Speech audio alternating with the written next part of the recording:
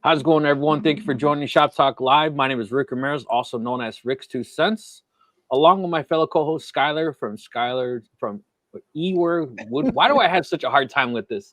Think about Dallas Ewing. Skyler Ewing Woodworking. There you go. Hi, everyone. And Steve from Steve Makes Everything. The first time I did it, I just skipped it because I was like, I don't have any of those complicated, names or words in mind. I'll say it was a dyslexic moment at its finest. There you go. Decent amount of people ready to live. Thank you, everyone, for joining. Thank you for joining. If you are in the live, let us know where you're joining us from. And of course, this is live questions and answers. So if you have any questions, let us know. Let us know. I've been answering a lot of questions in email this week. Hey, Stephen. Skyler, I have a question for you.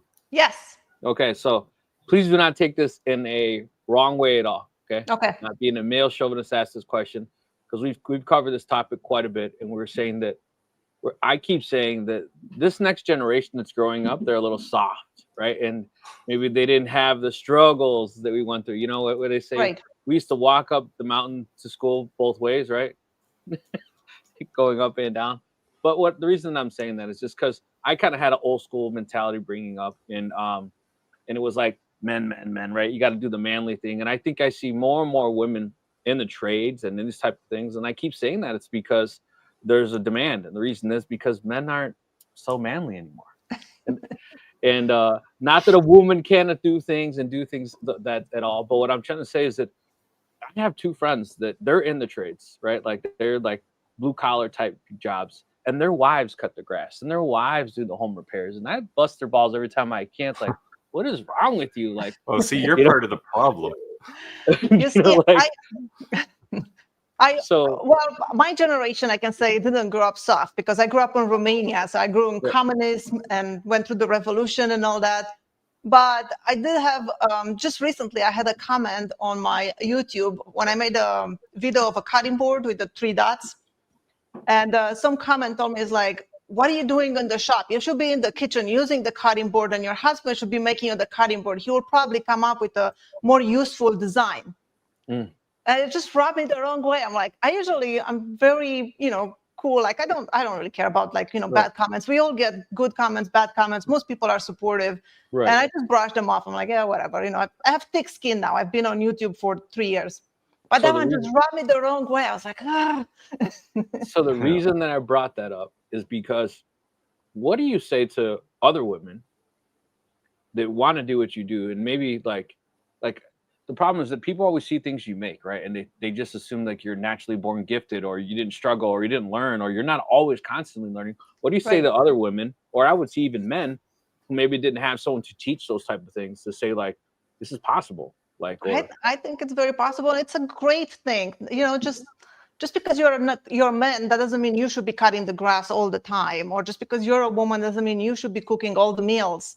And I grew up like I said, in Romania. So that mentality there, it's still the same. Like, men should go to work, bring money home, and the woman, she still gets a full-time job, but she also has to raise the kids. She has to take care of the house. She has to cook all the meals and all that stuff. So I was raised like that. My parents are like that.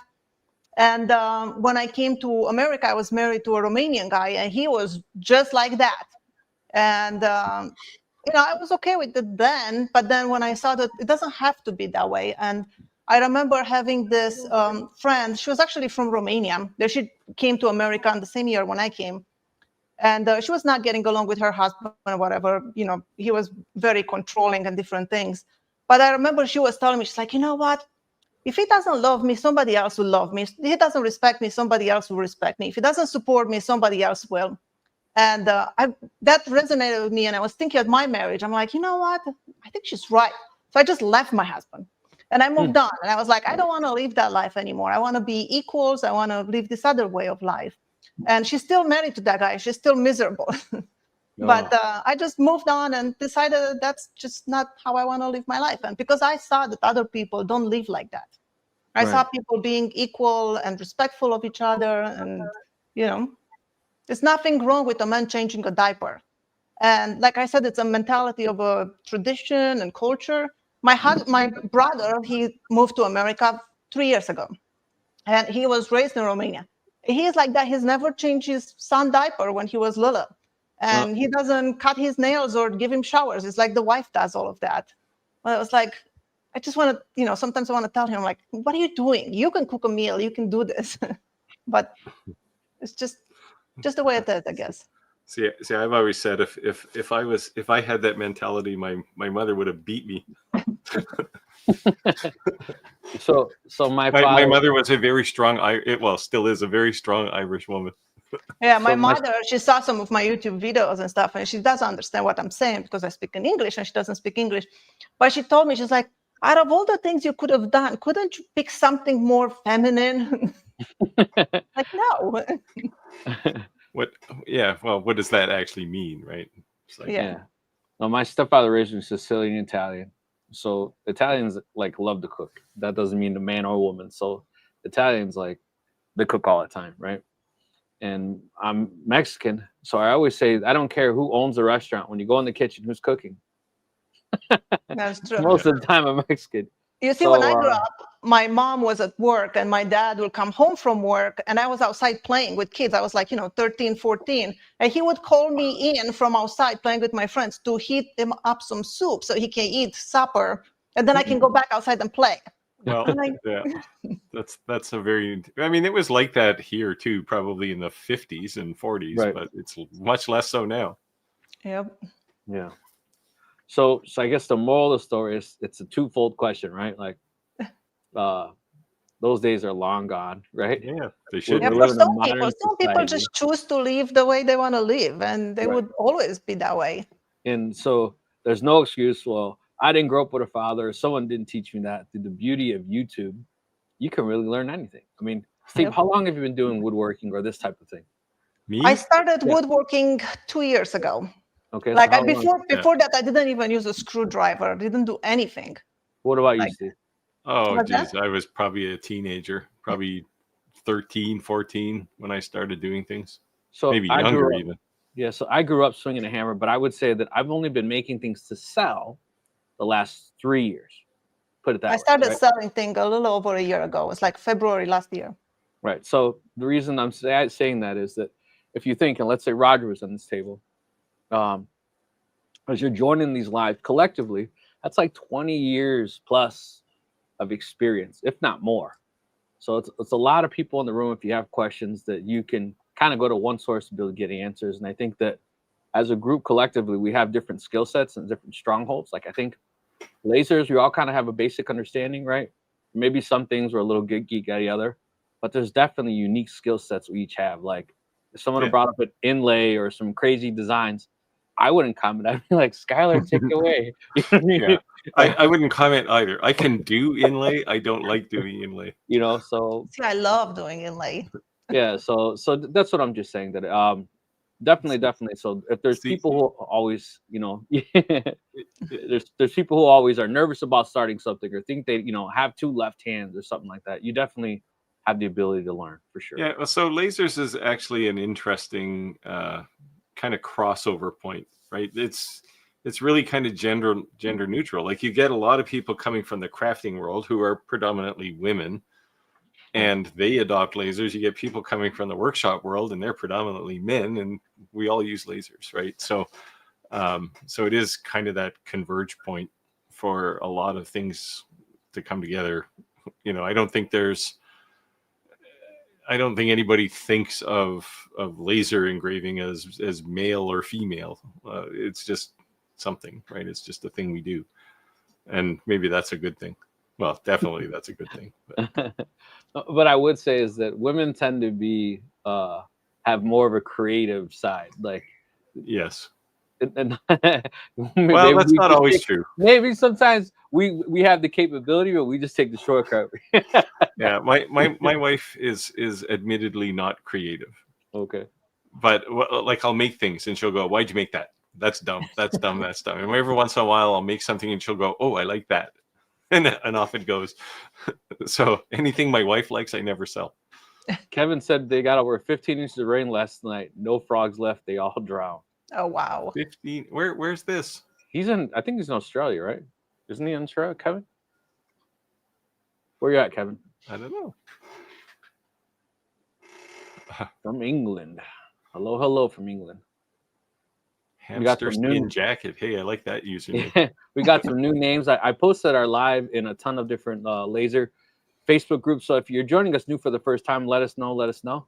I just kind of like seeing as new faces come in. And of course, you have any questions, ask away. There was another one back up the list. Team Destruction. That's another good username. That's my reality, except I'm a team Destruction. Hello from New Mexico. Yeah. So definitely some new names. Glad to have you join the live. I got another question. I'm full of questions today. I've been making those planterns, right?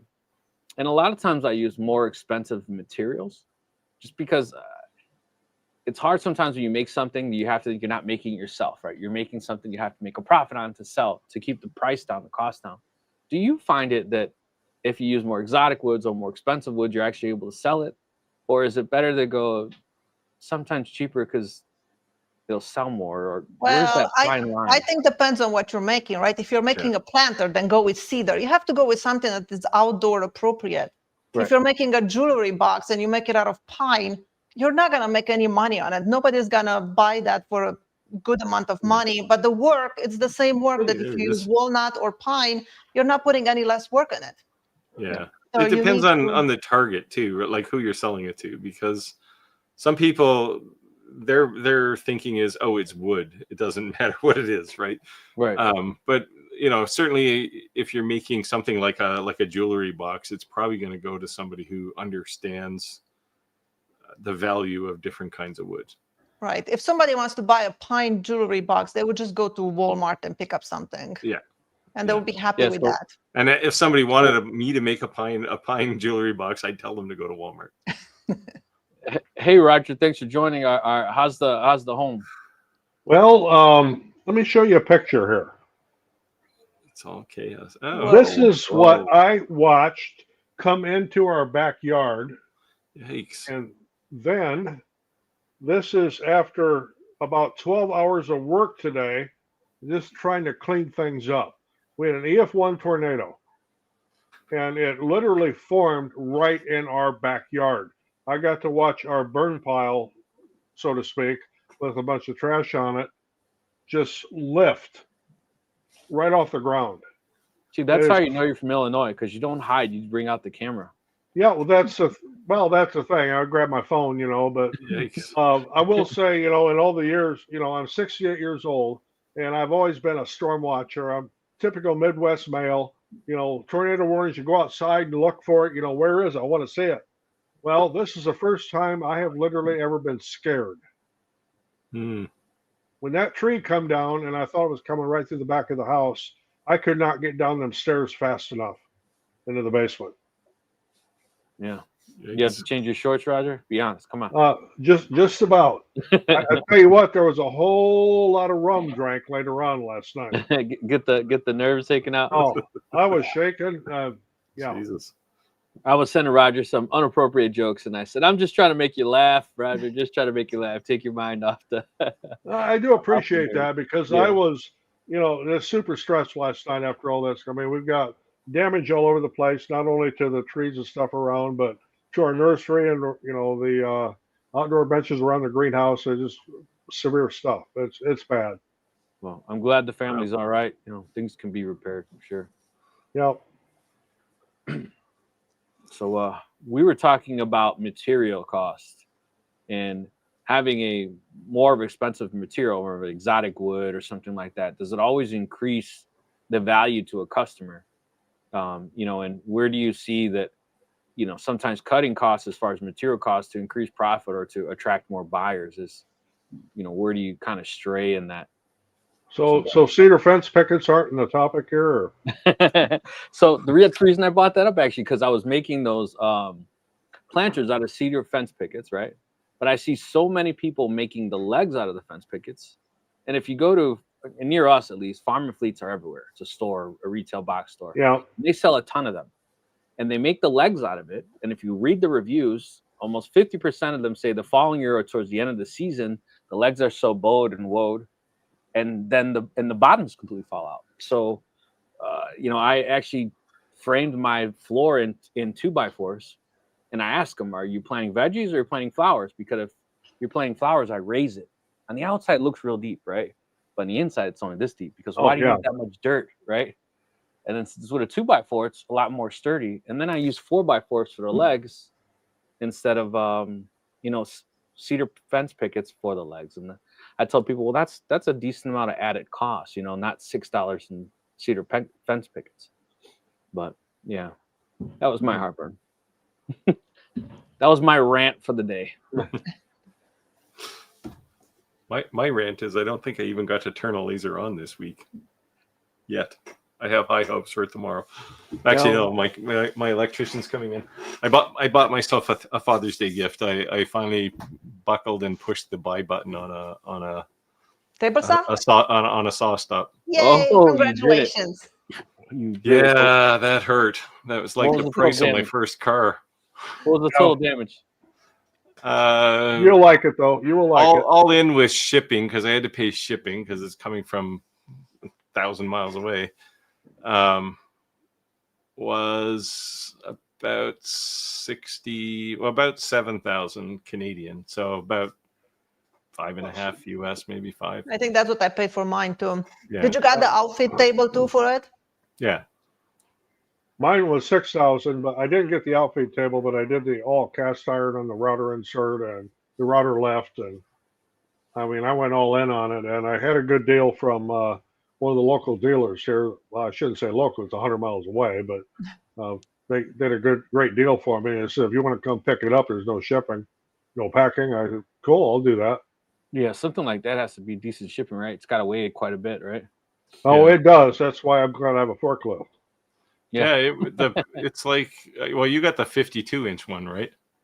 No, I did the 36. My that's shop what isn't big enough for the 52. But I think I read somewhere it's 528 pounds. Yeah. Yeah, it's not going to be too bad though, because that's the one I have. I have the 36, and you can assemble it easily. One person, you might have for a few things.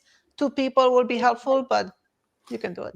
Yeah, it wasn't even the saw. It's all the miscellaneous accessories you got to buy, right? Like a better rip fence and a better miter gauge, and I got a better rip fence, and I did too. And the biggest thing is when you're assembling it, and I bought the like what they call the industrial stand with a hydraulic jack. I just pump, and it's great. Yeah, and you put that on while it's still laying on its side on the pallet, but then you have to stand it up. Yeah, I didn't get the industrial. I just got the standard one. It works just fine. I got the regular one too. Yeah, I rolled it from my old shop all across the driveway, no problem. So I'm still with my DeWalt construction. Sorry, guys. Having said all this, for anybody who's looking for a DeWalt saw somewhere near me, it's going fast because it's the thing I'm replacing is the contractor saw. See, now I keep my DeWalt saw just for doing dados. Nice. Yep. Because I don't want to. I thought about that, but that's why I bought the skill one just for dados. I threw out my DeWalt because it had some issues. The blade kept coming loose, like the bolt. Yeah. And but now I just purchased a 10-inch dado stack, so I can use it on my saw stop without having to raise the whole shaft up to the cartridge. We just heard about someone else doing that, right? One of our lives that were kind of freaked, like didn't know some of the dado blades that they were using existed sizes. Yep. Yeah. I have an 8-inch. I had a few of them that were 8-inch. I thought that they only make it an 8-inch. So it's like to put one of those on your saw stop, you have to like not only change the cartridge, but you have to lift up the shaft. So it's like a pain. But it seems I just like got a 10-inch one. I don't do that many dados anyway, but I did learn last weekend that if you have a staple embedded in the end of your wood and you don't see it and you run it through that saw, you will trip the brake. What? Yes, you will. Trip it if you run it through what about a knot deep engraved stuff from the charcoal thing. Wow. So it's pretty sensitive. Yeah. I have one. I don't know if you can see there on the wall hanging by the ladder. Oh, yeah. That's the one I tripped from just cutting the burnt edges of some MDF that I cut with the laser to make a template. Wow. Huh. Yeah, anything that carbon will conduct, and I bought a whole bunch of 1x6s from Menards, and I usually am real good about looking for staples and everything they had in there. I missed one. And as I was running the rip on it, because we're in the process of making 100 candy boards. So as I was running the rip, all of a sudden the blade went boom and it dropped there. What in the? Yeah, that's why when mine tripped, everybody asked me, "Is like, was that scary?" I'm like, "No, it wasn't. It happened so fast." I'm like, Yeah, "What did that just So happen?" what do you, I look at my so what do fingers. you I have to still have. replace when that happens? the brake What's that? cartridge and the blade. And the Yep. blade. Yeah. Yeah, it trashed the blade. I mean, it tore 3 teeth right off that carbide blade. Oh wow. Yeah. It's I was basically tough to taking get the it out blade and still, shoving and it get into a stuck in block there. of aluminum That sucks. at speed. Yeah. But I will say, you know, if that would have been my finger or something, yeah, this shit works. You know, so yeah. Yep. My contractor, he actually has a saw stop at his house, and he triggered the cartridge many times just from using pine that had a lot of moisture in it. Oh yeah, Wow. wet wood will do it. Yeah. There was a video I watched though as I was hunting for these things, and the guy, I forget who it was, but he basically threw a whole box full of cartridges down and said, "Let's figure out what it takes to actually trip these things." Yeah, I And watched he that one tried too. like he took a piece of pine and he threw it in a pond for like 3 weeks, takes it out and cuts that. It didn't trip it. Was that like bourbon mott? Possibly. I There think was he a was whole the like one he doing did that. about 15 different things, and he the only way he tripped it was he put a hot dog or something on it. Yep. I've seen that video too. I don't know. Mine triggered just from a lasered cut MDF. My hands were nowhere near. I guess it's better to be too sensitive than not sensitive enough. But Well, that's the only time it triggered in a whole year since I had my saw stop. I think in my case, if the staple would have been like just into the wood, it probably would have gone through it and not done anything. But part of the staple was against the saw bed. Right. Yeah. But one of the things this guy did though was he put screws and nails into a board and cut through it, and it didn't trip it. I saw that, but they were embedded. They weren't touching the table. Well, yeah, I guess anything that's touching the table. But he tried, but he said some people were saying if you had your hand on the rip fence and on the material, it would trip it. And he tried all kinds of ways around that too and wasn't able to trip it. I have my Incra finger joint jig that is all metal, and I'm just afraid to run it on the saw stop. I'm like, I don't know. Is that going to trigger? There goes another $200 some. Yeah. I guess brake cartridge is $100 because I just had to buy another one. Yep. And then the blade, he adds up. So we have some questions. There's Star Text said, hello from Houston, Texas. I had a few questions for you guys today. Let us know. We'll run through some of these questions. Hello from Georgia. Rainy Georgia, not just Georgia. Yeah, there was some kind of a tropical depression they thought was going to form into something there, but I guess it just went inland and rained on Georgia. South Carolina, Maine. Hello from sunny but cold Sydney. Well, I guess it'd be wintertime down there now, isn't it? Starting, but I can't imagine winter in Sydney is cold. Well, probably not like here in the Midwest. Yeah. Chris said it's not a male or female thing anymore. It's either a maker or a not maker. Well, thank you. There you go. That's the way to put it. Steven says Sky's work is amazing. Thank you. Yes, it is. So if anyone wants to share Sky's work on the Bearded Vikings Facebook group, go ahead. You're evil, man. I like this one here. I usually have people complain about my music selection on time-lapse videos. It doesn't matter what kind of music you play. Somebody won't like it. Yeah. You know what's funny is that I'm on this YouTube podcast group, right? Where YouTube's getting feedback from us. And one of the questions I recently asked was, how do you feel about negative comments or how do you handle negative comments or negative things that people say? And I said, I don't really get that many negative comments. And right afterwards, I started getting negative comments. And I'm like, am I being baited? That'll teach you. Well, the thing, and I mean, this is just kind of general.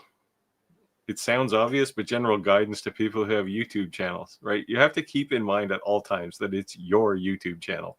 Yeah. Right. And I mean, I haven't banned too many people on my channel.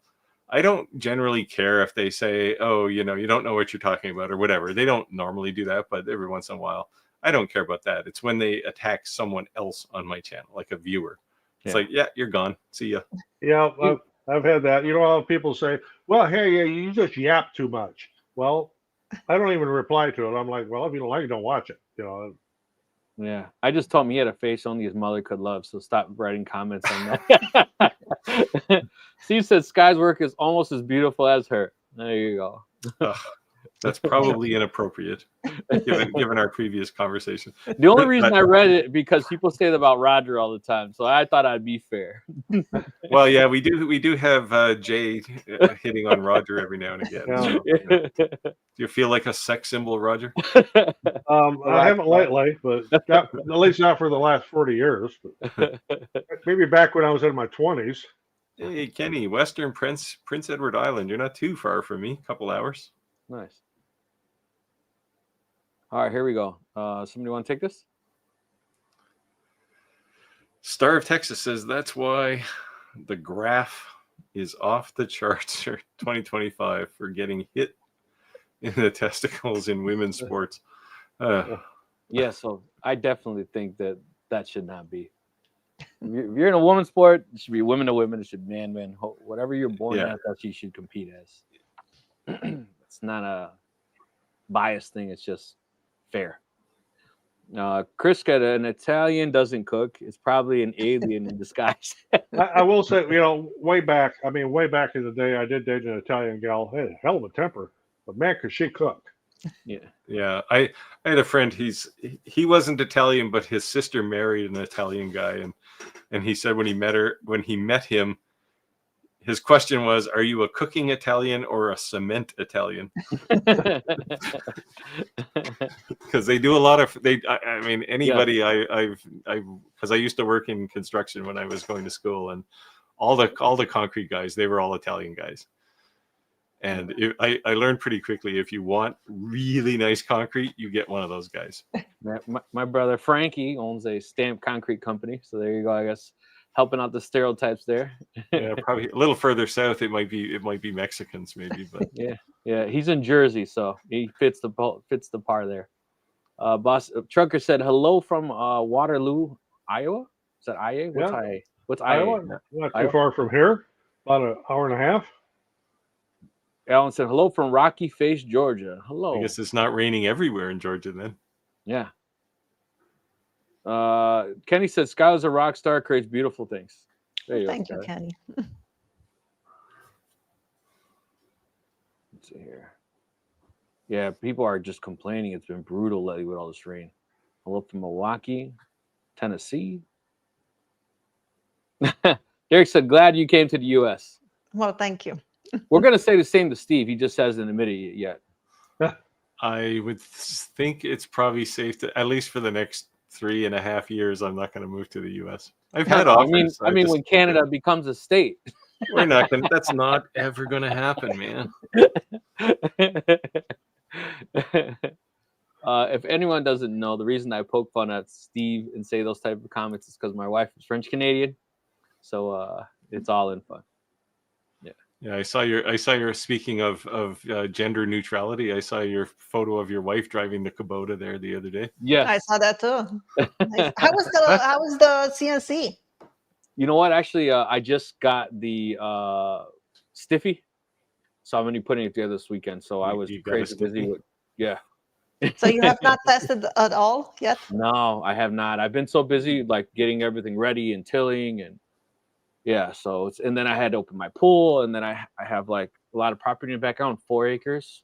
My property is like a backwards L, so I've just been busy, slammed. But yeah, so this weekend is definitely, and my daughter's birthday is coming up, so I'm trying to get my property all ready because we always have huge birthday parties. But yeah, this is the general problem with trying to make videos in the summertime too. It's like there's just so much going on.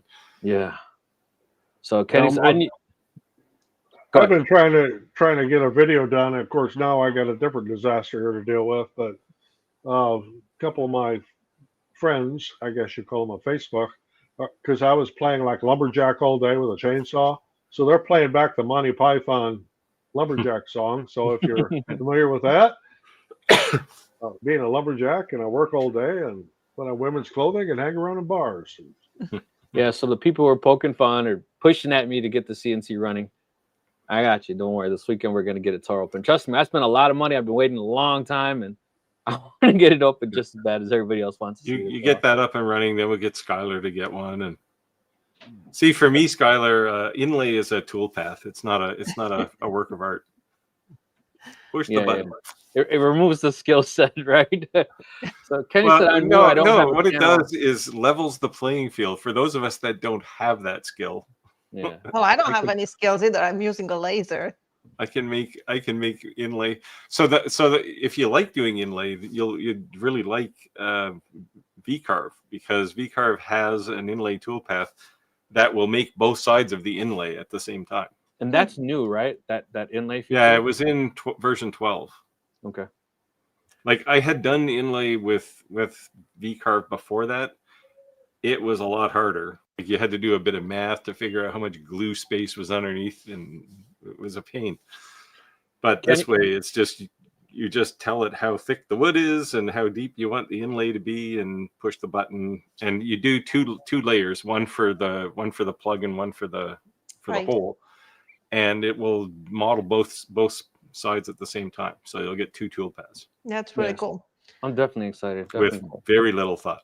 My daughter asked me after our last, live stream. She said, "Mom, are you getting a CNC?"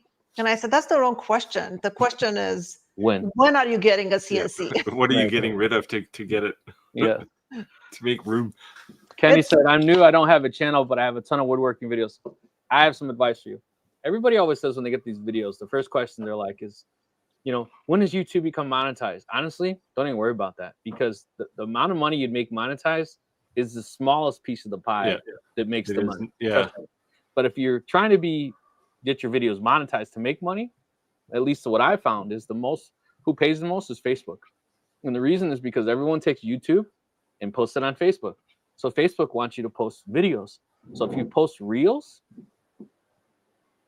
you'll make money pretty fast with those reels once your Facebook becomes monetized. So you might want to try that. If I didn't have YouTube, I think I would have never had a business. I would have never sold things. It was just all because of my supporters, followers. They said I should start selling things, so I did, and then it just kind of ended up where it is. But I would say Steve warned me. It will be a lot of boxes. Yeah, you see, and it's they must have reduced some of them though, because even if you were missing the stiffy and there was something else, that was still only 8 boxes. I'm sure mine came in like 10 or 12. Yeah. Like So it just seemed to be a lot. You're noticing that I'm sitting somewhere differently than I normally sit. It's because my table is covered with stuff, and that's behind me. So I'm not admiring the view. I'm just there's junk in the way. Now you see the other truth I told was that it's easy to put together. So yeah, I watched a video on how to assemble it, so I already know that. The only thing that I was kind of like is I wanted the boards to be able to screw down from top, so it'd be easier to replace them. And I was like, we were talking about, I'm gonna make it. Am I gonna do it? Am I gonna do it? I finally bit the bullet, and they changed it, and it wasn't available. And I was like, oh. Yeah, see, I had on my old Onefinity, I had a screw in from the bottom. It was just a pain, because anytime you want to change the wasteboard, you had to actually lift the entire thing up against the wall. Then they give you these little brackets you put under the back so it wouldn't fall over on you, and then you'd have to unscrew from the back, and it's just such a pain. Like if you have dog holes in the top and you're trying to line them up, it's so hard to do when you're screwing them in from the back. Yeah, I was thinking I might get me a little Harbor Freight cheap hoist. There are people who hang them from the ceiling and lower them when they need them, right? Or you can get the lean up against the wall version. Yeah, I saw that. It kind of reminded me of like the old Home Depot big giant table saws they used to have. They were like mounted on the wall. I don't know if you guys ever seen those. But those are the ones they have in the store now, usually. Yes. Kevin said, glad you're okay, Roger. Yeah, appreciate that. Yeah. It was a little shocking to connect this tonight, and you weren't here already. Yeah. No, I was just trying to get enough things organized, and it's been a hell of a day. watching from Western Kansas. And some new names in the group. Let us know how you found it live. I'd be interested to see it. It's definitely. I actually like the name of that last one, Wandering Winos. That's kind of interesting. Reminds me back in my younger days with Boone's Farm, Strawberry Hill, and Annie Green Springs, Plum Hollow. So, Oh man, it sounds like a bad hangover. or Mad Dog 2020. We got a decent amount of people ready to live. I just wanted to throw it out there. If you're not a member of our Facebook group, please do join. Go to shoptalklive.club. We're growing, so it's super exciting to see it, and share some of your work. I'm every single time I see work shared, I'm floored. So appreciate if you join our group. Let's see. Let's get to some questions here. Oh, look at this. Hello from Chicago. Oh, right up by you, Rick. Jim is here all the time.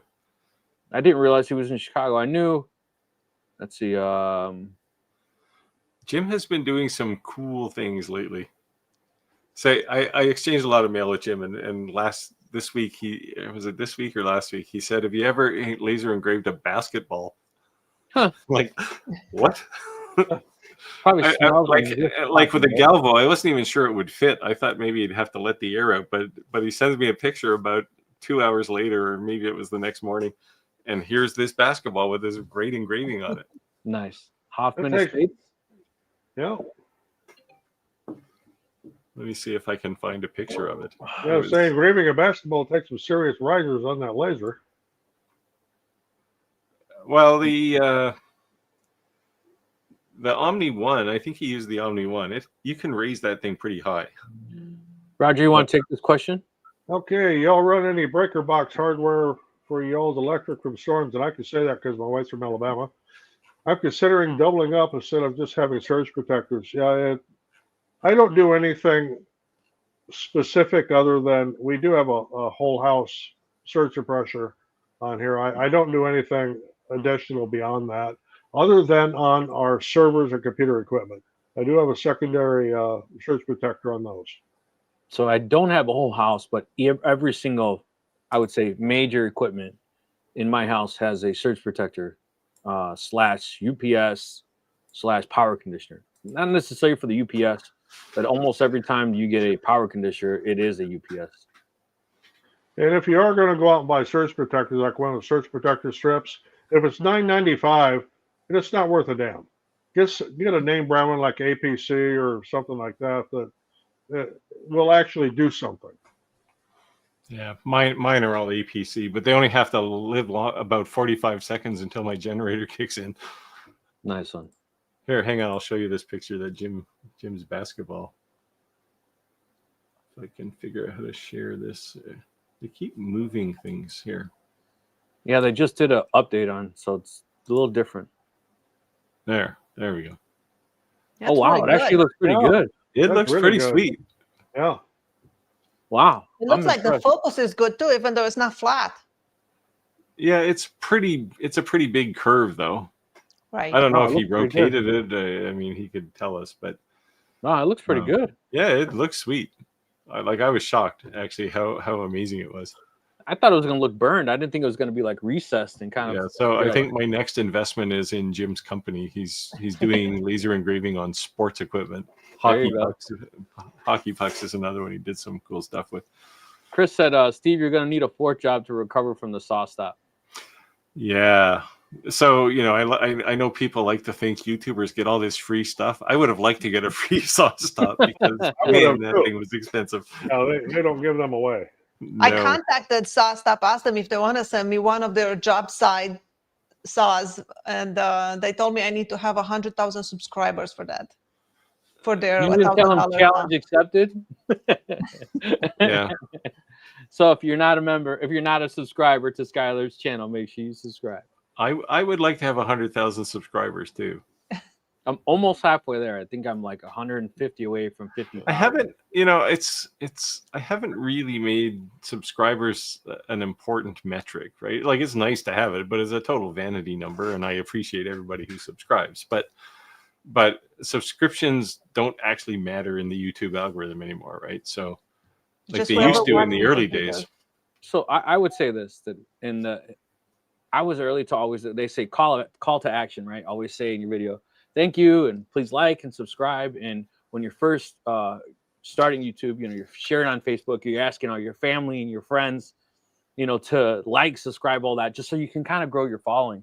But what happened to me is by losing subscribers, actually kind of catapulted my channel. The reason that I would say that is because sometimes you get people who just follow you just because they also are a YouTuber. Maybe they're just being nosy. They're not necessarily a fan, so to speak. Yeah. And then maybe some people are just, they follow you, but they don't actually watch your content.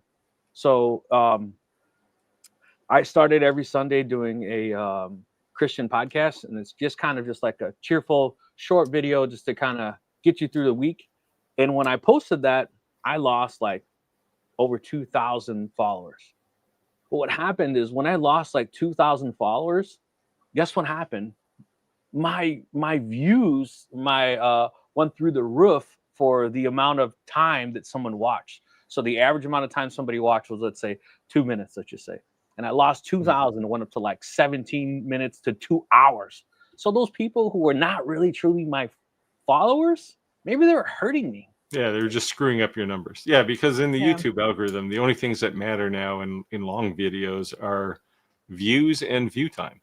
Right. Yeah, Someone told me once, watch time is my big thing. I don't really care too much about subscribers, and when I do a video, I'll say, you know, if you like the video, you know, give it a thumbs up. But I don't beg for subscribers like a lot of people do. Yeah, I never call people for subscribing and stuff. And someone told me once, like, Skyler, you don't want subscribers, you want fans. You want somebody that will watch all your videos no matter what you post. Yep. And yeah, and well, and they're actually part of a community then, right? It's like, sure, I mean, I don't know, I got 38,500 subscribers or something, but a lot of the people there I actually know, right? Like we exchange email and lots of comment exchanges, and that's much more valuable to me than you know, oh, I get to see this number grow on. That doesn't really mean anything to YouTube. right. Yeah, just unfortunately, it means a lot to manufacturers, right? Or at least, yeah. So I got. Well, no, 49 they've all switched over to views and watch time too. Yeah. Yeah, I had a lot of subscribers. I lost a lot of subscribers once I started making laser videos, because my YouTube was mostly doing projects, woodworking projects. And then once I started making these laser videos, I would not get as many subscribers anymore. So right now I'm getting less views that I was getting when my YouTube channel was 2 months old.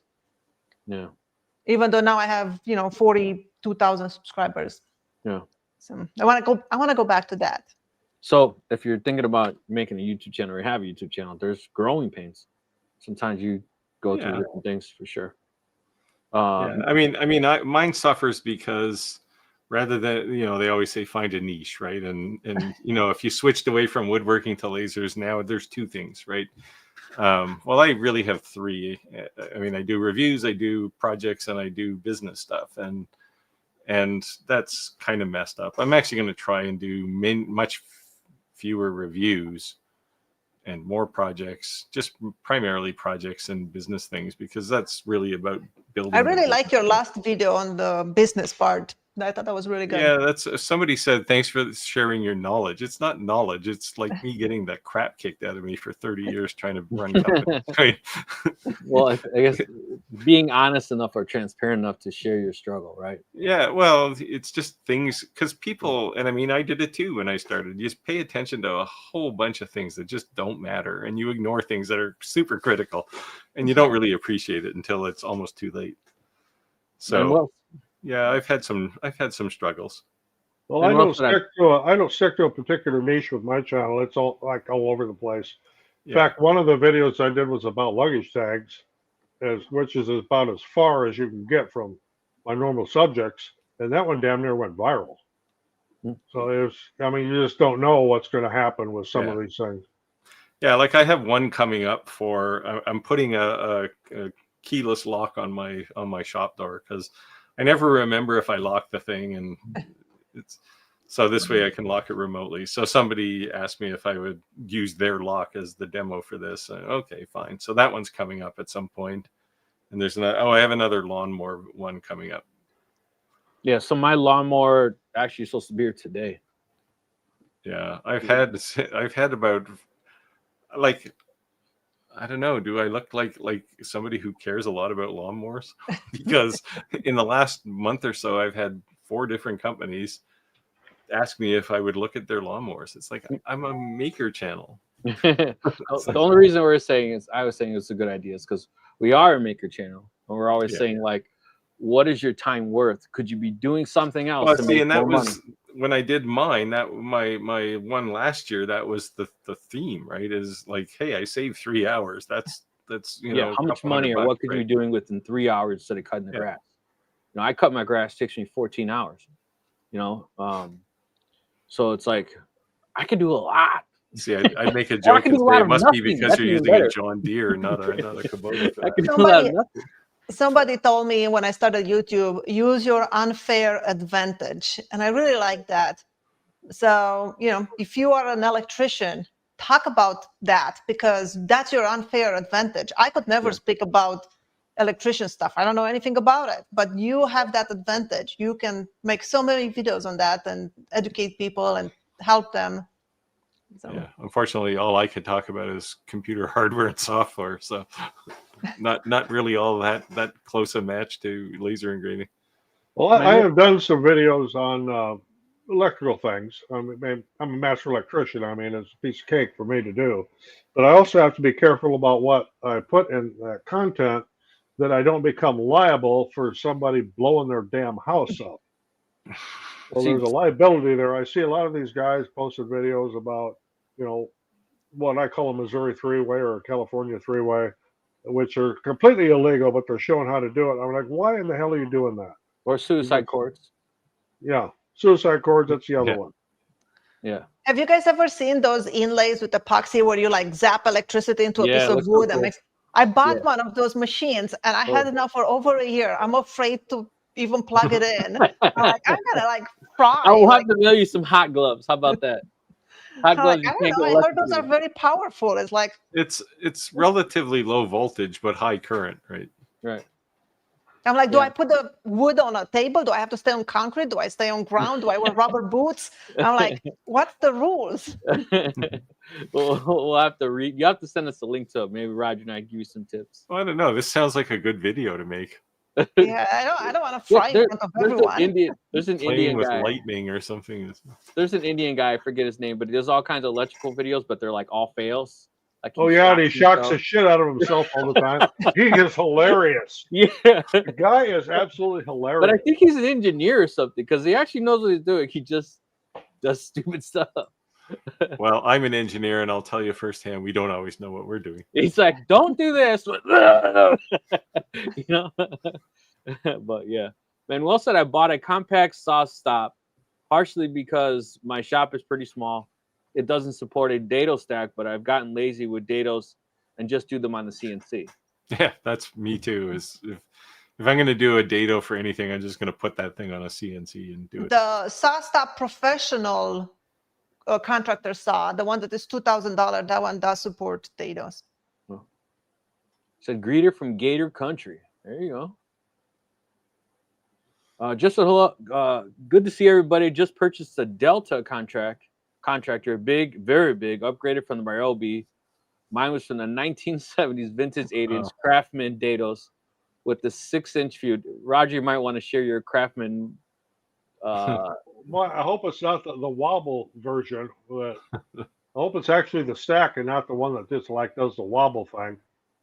So Roger, they had one where you had it on a wedge or something, right? What was the old one you said you had, Roger? It was like from.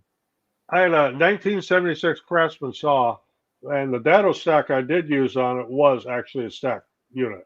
But the back in the day, they made these ones that wobbled from side to side like this. They were almost like on an eccentric. They had 2 wedges, one on each side of the saw blade, and the saw blade was wobbling all over the place. It just seemed terrifying to me. Someone said I just replaced the capacitors in a 45-year-old Delta contractor saw and set it in a 5x12 table. Yeah. I put my little DeWalt at the back of my table and it makes it easy for me to cut full sheets by myself. Yeah, I got a 40-year-old Delta miter saw, and I really wish the thing would die because it weighs a ton. because the new ones are all, I mean, it's a 10-inch blade. The new ones are all 8-inch, but you can pull them, right? So the thing is just so heavy. Anytime I have to do anything where I've got to take it off the bench, it's just like, I dread it. I throw it. I actually pull my tractor into the shop and I throw it in the bucket and move it because it's Any guess how to say this name of the channel? I don't want to butcher it. What is this? Quapla? Quapla? So I Isn't it watched the supposed to- video. I don't know. Isn't it supposed to be a U after a Q, or is that Only just- in English. Oh, So I watched her video on the 3D cutting board, and she's one of the best, easy to understand explanations and demonstrations of how to cut and glue up I've ever seen. Thank you. Wow. Actually got a lot of comments, I think, on the video that I was talking too much. But I feel like I had so much to explain. I get that all the time. You know, you Yeah. talk too much. I said, well, then turn the sound off or watch somebody else. It's a side effect of the millennial generation, right? Like this is, well, we won't even lump all of the millennials. It's the TikTok generation, whoever they are, right? If the video is more than 5 minutes long, they're going to lose attention span. And Someone said, my son needs to mind his tongue and not speak and interrupt the videos. And I says, maybe you should just watch a different one. yeah, That's our little Father Son moments. He's like my conscience, you know, when you have the video, you're like, oh, I should have said that or I should have said this, because they have no filter. They just speak, right? Yeah. So I said, I knew a 5th generation Italian Tyler settler. Yeah. He was top shelf. There you go. Waverly, Iowa. Gary, I hope you didn't get any of the wicked weather we got last night because you're not very far from me. No. He said he has a lack of rain in his part of Florida. Looks like everywhere else is just getting. I didn't know Florida anywhere had a lack of rain. Isn't at this time of year, isn't Florida just a constant thunderstorm? That's what I was, thinking. But Chris said Canada is more like northern extension of Australia than the U.S. Yeah, we'd like to think that. from Hello, that Sweden. 51st anything. Morty's Customs. Morty, is this your first time joining? I don't recognize your name. Thank you for joining. The advantage of Canada, of course, compared to Australia, is not everything is trying to kill you. Chris said the soon to be released CNC product from Lightburn has a nice, easy inlay function. Yeah. What's your experience with that, Steve? What's that? What's your experience with that? When I looked at MillMage, there was no inlay anything. You could barely do tool paths. It was pretty early. Well. Oh, speaking of which, since we're talking about Lightburn, I have 3 free tickets for Lightburn, for the Lightburn show if people want to go, if people are going. Where's it at, in Vegas? It's in New York. Oh. So if somebody wants them, the first 3 people who shoot me an email at wherever my email address appears here. Well, his channel's on the bottom, so you can go to his channel and contact him that way. Yeah, either or. My email is in the comments in the description of every video I do. So, okay. But yeah, if you're looking for free 3, I have 3 of them, 3 free tickets. Nice. Kenny said, "Do you guys do woodworking as a primary income, supplementary hobby?" Skyler, you want to start? Well, depends on what you mean by primary. I mean, sure, yes, with my primary income, I'll go with that. But no, actually, it's not.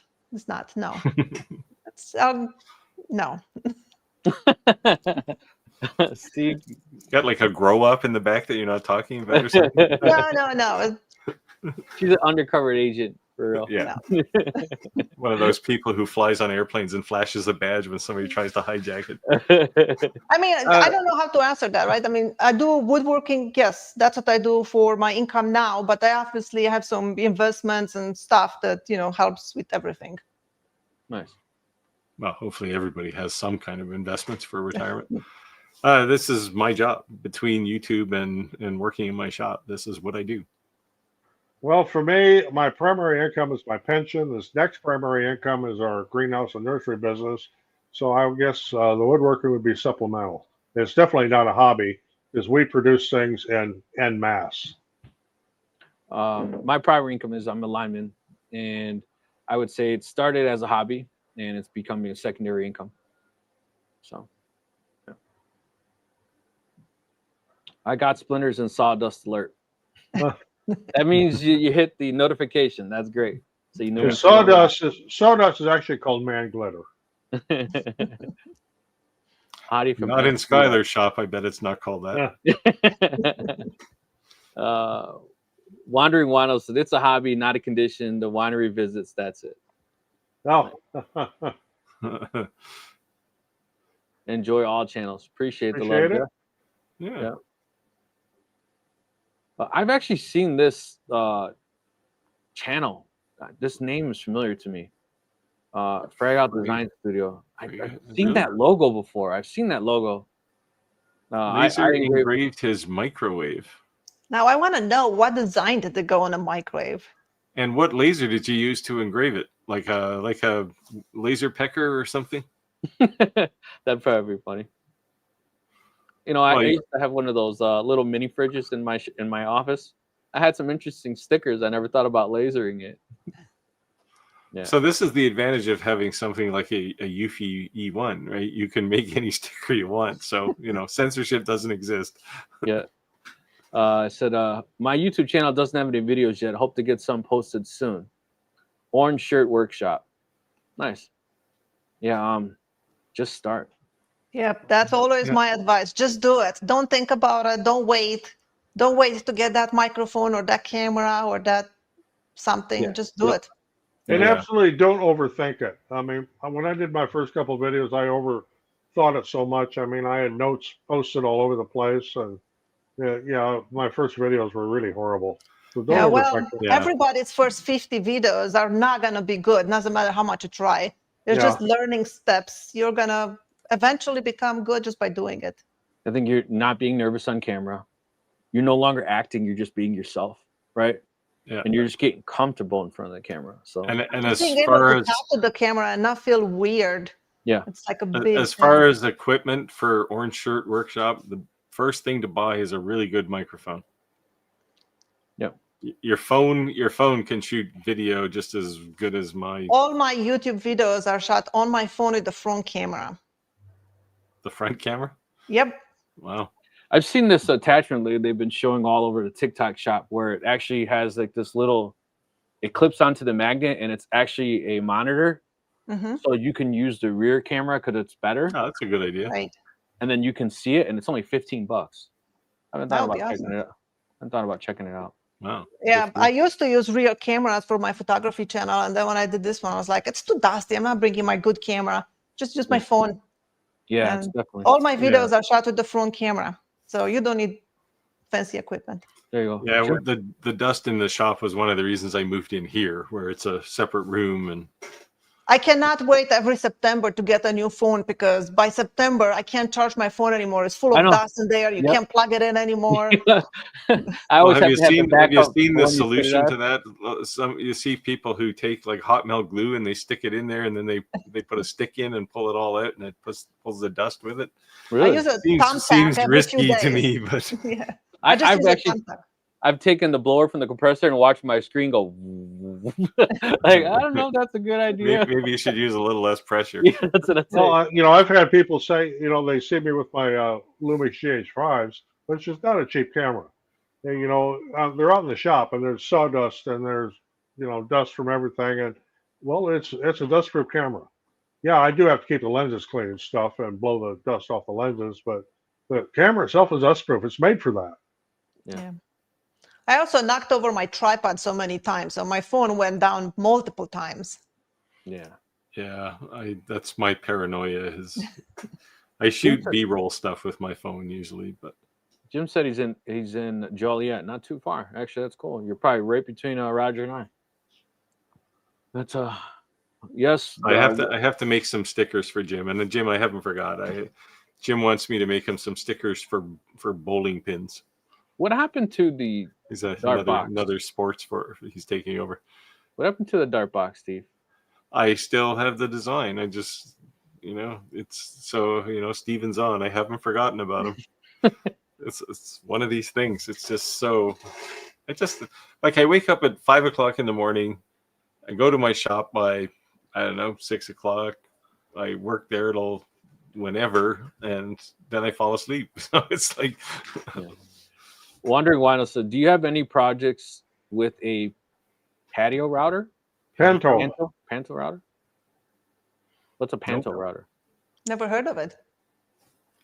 it's okay. We learn things on this channel too. Yeah, let us know what I'm that gonna is. look it up. Chris said basketball. Where there's a will, there's a way. Yeah, I was actually really surprised. Hello from Cleveland, Ohio. So my brother has a football team, USFL. He's been signed by Steve Purpler. Spurrier.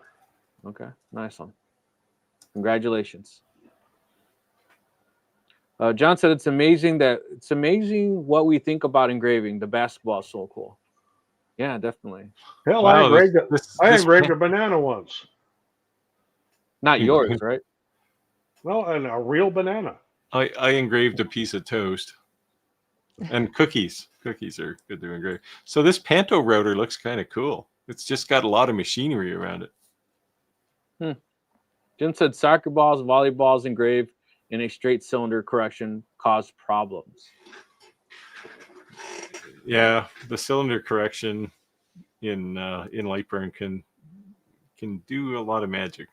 I wonder if it'd be any better if you flattened it, took the air out, and then. Well, that's what I thought he was going to have to do just to get it in there. Yeah. But nope. Kenny said, "What site are you guys on to help sell your stuff?" Well, for me, it's my website and Etsy. Do the same thing, website and Etsy. Yeah, me too. Mine's just Facebook. And even my own site, most people never go to my site. They just come to me directly. It's old school. They pick up the phone and phone me. Hey, Clack. Clack said, "I like RPM best." LOL. Not sure what that meant. RPM. He likes speed. He's got the need for speed. And he wants to clock us speeding. Chris said, "Agreed. Fans can be part of the community, not an actual occasional watcher." Yeah. So I think he was talking about losing subscribers, gaining views. Right. Yeah. So you guys got any upcoming projects coming up that you guys are going to be sharing that you really care to talk about by any chance? I do. I have a rotary table for Galvo lasers coming up because it's selfish need. I have to do a whole bunch of engraving. I have like 150 pencils to do. So it was easier to just build a rotary table and load up 20 pencils at a time and push the button and walk away for 5 minutes. So I have an extra rotary table that I've had it brand new in the box and open. I've been saying for a while. But see, the problem is, and the reason I'm going to do a video on this is not because I'm doing pencils, it's because I built the rotary table. Because if you look at rotary tables from Cloud Ray or anybody, they're like $600-700. Like they're insanely expensive for what amounts to a plate on a stepper motor. Yeah, mine's like 11 something, I think. Yeah, it's well, crazy. for me, with upcoming projects, it looks to me like I've got a whole lot of basswood. I got to try to figure out what Roger's to do with. cutting trees. Yeah, that's a basswood tree, and it was literally our prized tree because when we built our house, I planted that tree there to shade the deck in the back of the house. It worked just absolutely perfect, and now we've lost it. So it's that's a huge loss for us. But I am going to be saving a good part of the wood off of it. I'm going to mill it up and dry it, and I don't know, make something out of it. Make something memorable. Nice. Yeah. I said, I'm planning the YouTube channel to add fun for wood turning. If it makes money, if not, it's still fun.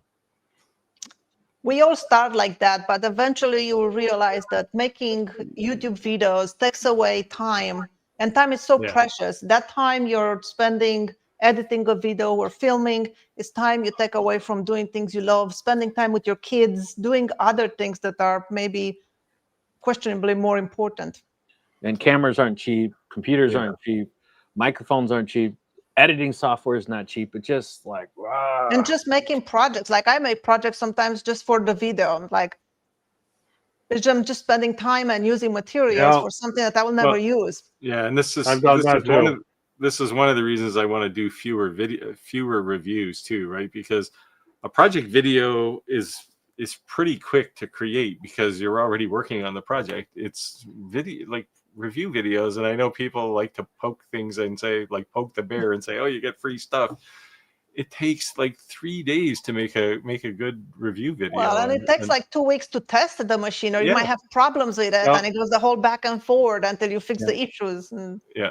So yeah, it's doing reviews is not fun for me. Yeah, I'm cutting down the reviews to like maybe 3 machines a year or something. That's kind of where I'm aiming. Now, having said that, I have Ortour is sending me their new laser, and the only reason I'm reviewing it is because, well, I think I owed them a favor. But no, it actually looks like it's a decent laser, and it's nice to see them back in the market because they were almost disappeared there for a while.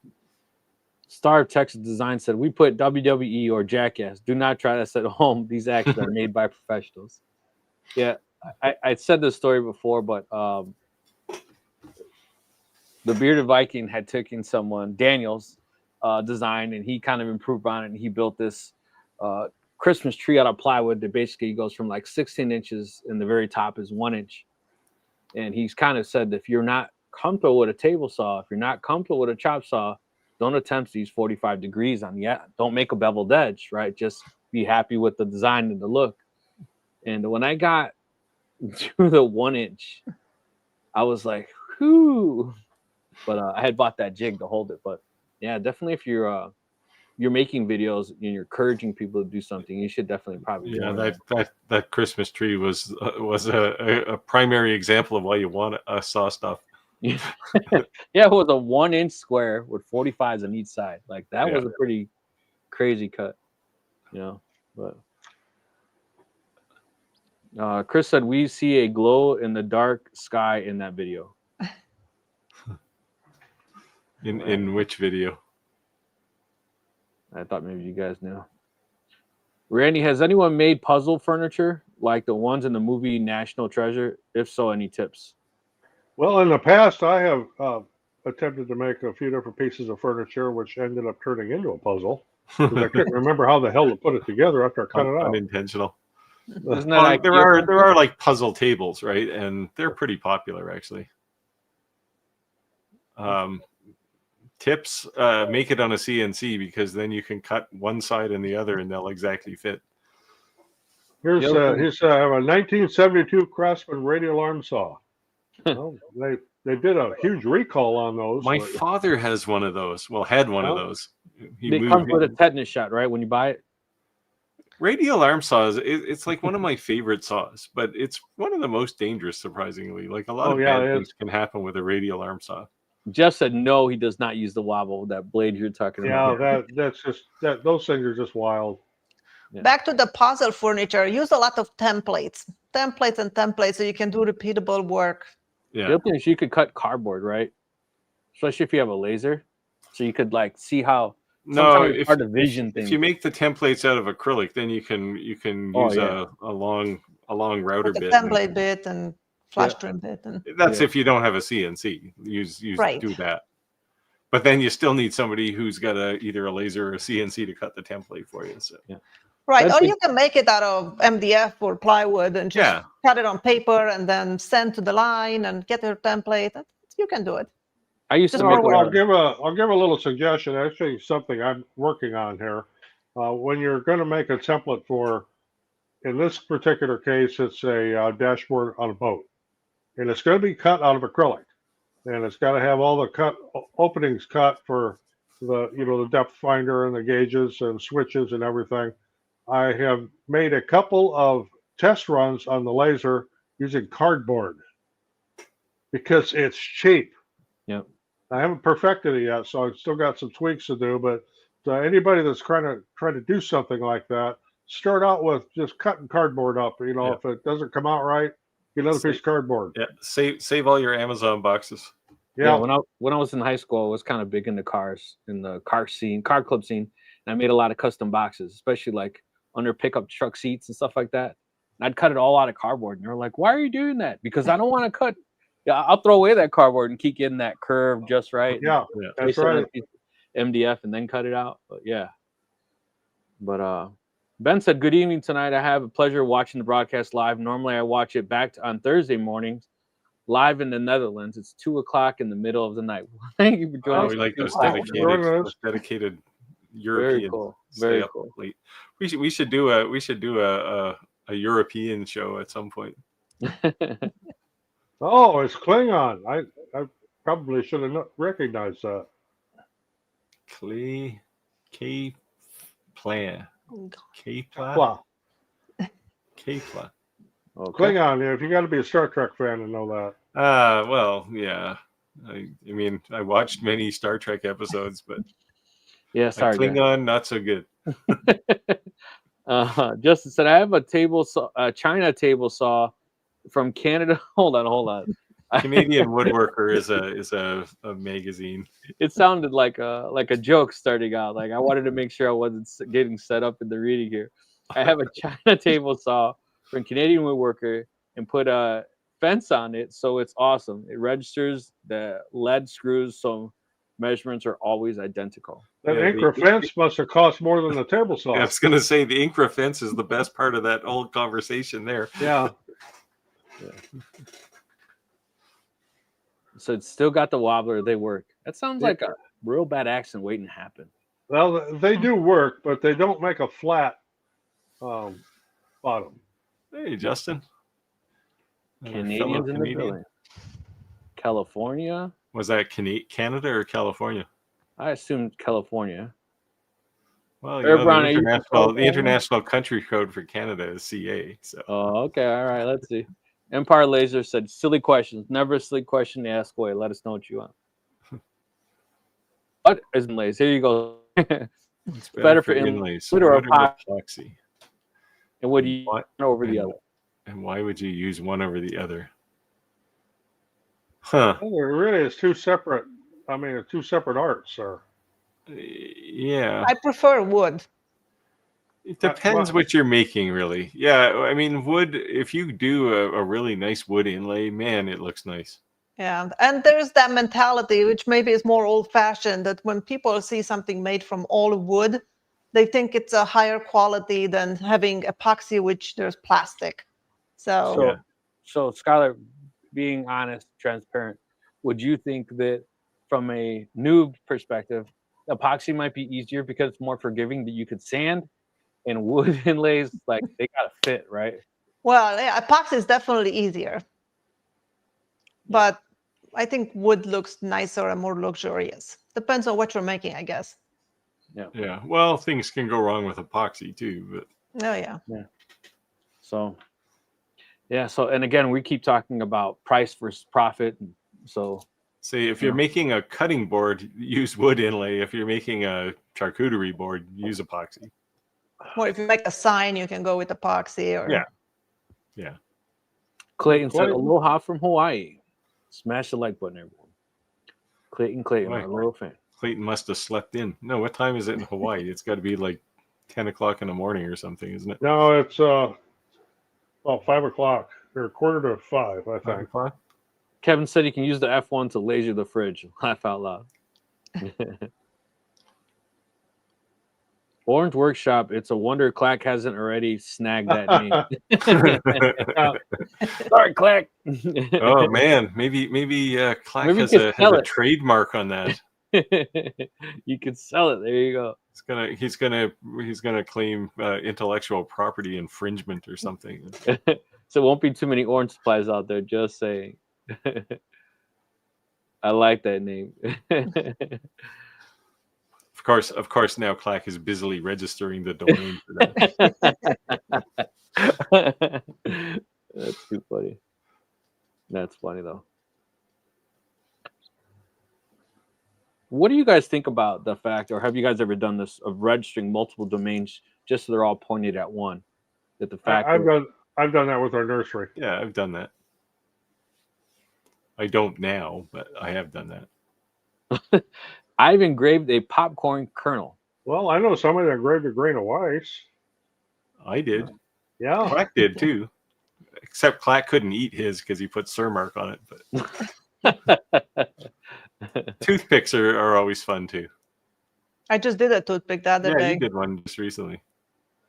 Like the Omni one, you could engrave a toothpick and you could read it. Like it's crazy how accurate that thing is. You said it would be fun if you guys did a Zoom chat so we could join you live. We do occasionally invite some of our viewers into the live, but not all. The problem with a Zoom chat is we can't live cast it, right? Right. And the other thing is, let's be honest, that unless you were a regular, we don't know you, and we could jeopardize something for each of us if someone was say something out of line, right? We don't have that live filter button. This is real TV. Boo, it's live. Yeah, bring up the test pattern. Yeah. We're off the air for a couple of minutes. Star Tech said one question I have today. I have a potential customer that wants a quote for a sign, but wants every letter separate and 16 inches tall. How do I price that? It's my first time with a custom order. I don't have the picture handy, but I've done this one that's become extremely popular. It says Hot Tub Haven on it, and each letter is individually cut out of 1/2-inch cedar, and they are all separated. And I sell those for $125. Kind of give you an idea. Of course, the letters aren't 16 inches tall, but kind of think about it accordingly. You're going to have to be able to have material that is that big to cut the letters out of. Yeah. Well, and a machine to cut it too, right? Yeah. It's very tricky for a beginner to figure out pricing, right? Because if you have experience, it's the materials, it's your time, and you do the math and you'll figure it out. But if you're new, your time, it's kind of diluted, right? Because maybe it should have only taken you 1 hour, but it takes you 2 days because you're new. And if you keep doing the same project, eventually in a couple of months, you're doing it in 1 hour. Yeah. But having said that, if you're just starting out, don't expect to make money on the first few orders, right? You're going to at best break even. So the other thing you could do is if you have to keep in mind what Steve said, you're breaking even. Like you got to think, I'm selling this for $150, let's just say, but it took you 3 to 4 days to do it. Then use it to make money. Take plenty of pictures and post that about be okay with the person you're making it for. Do you mind if I share these? And use that as an example as I can make this type of something. Yeah, and that's the investment you're making, right? You're selling it at a loss, but what you're getting out of it is a reference customer. Yeah. One way or the other. It could be just here's some photos. Anyway, the answer to that question initially when you're first getting started, just measure your materials, so square inch or square centimeter, depending where you are on the planet, and figure out the cost of your material. Now, things like letters, especially because they're all weird, count just the box of the letter, square it out, and take all of those, and that's the material cost. Double it is a good place to start, and maybe add 15% or something just for the inevitable mistake where you have to recover from something. That'll be a good place to start. I was trying to remember, but I couldn't remember the name off the top of my head. When I used to do a lot of storefront windows, and I didn't know how to price them. There's signs apps that you can download that gives it to you. It actually says shop overhead costs. What do you want to charge hourly, and then material, and it actually kind of gives you an estimate. I did a job estimation video, and I put a link to a Google Doc that I use for those kinds of things. Yeah. So a lot of people, I feel like, especially new people to the business, they are not ever thinking about expenses like your sandpaper, your table saw that you use, and it's going to get damaged eventually, or you need to replace parts. As Rick will find out, the cost of a tool bit that you broke. Well, I always think it's funny when someone looks up the material cost. Right? I think it's funny when someone looks up the material cost. That's how I was kind of answering, and they say, "Oh, a whole sheet of that plywood is like $28." Like, okay. And go buy a $2,000 laser, and go buy this, and go buy that, and go buy this. I had to stop. I had to stop selling my crosses that are made from rosewood because I was selling them for $49, and the rosewood is expensive. I bought it cheap, so I could sell them for that cheap. But my biggest price for me, the biggest cost was router bits, because I would not use a dull flush trim bit on my router table because it's dangerous. So I change them all the time to have super fresh and sharp ones. And those are like $60 a bit. And, you know, you can only cut so many crosses and I have to replace it. So it's like, I'm not selling those anymore now. Yeah. So in the job estimation sheet I included things like your time as well as machine time. Yeah. Like somebody asked me what I charge for time for like laser time. And it's basically a dollar a minute, right? When the laser's running, the clock is ticking, right? So so there's that plus my time plus setup time if you're doing a setup on something new, design time, like you got to factor all this stuff in. But when you're just getting started, keep it simple, because the reality is you're probably not going to make money on the first couple jobs anyway. Right. But that's not what you want to do those jobs for. You want to do those jobs so you can get reference customers. Roger, are you getting sued because of that tree? That is not the one I did get that they attempted to sue me on, but the one that they did attempt to sue me on, I'm going to be cutting that one up tomorrow because it is also down. However, if they had sued you for that tree and it was that tree, you could now countersue them and say, "Come and get your stupid tree off my yard." Yeah, there you go. I thought you pay me money because it fell on my house. I thought it was considered an act of God, and they can't sue you for a fallen tree. Yeah, you could argue that they caused Well, it. the whole thing came. Anybody that's viewing that doesn't know what this little story is about, there's a tree in our front yard, which is now laying on the ground.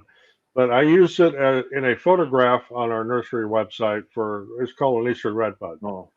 And I was sued for that picture for copyright infringement. And I put it to a really fast halt when I said, you know, this is my house in the background and I could prove it.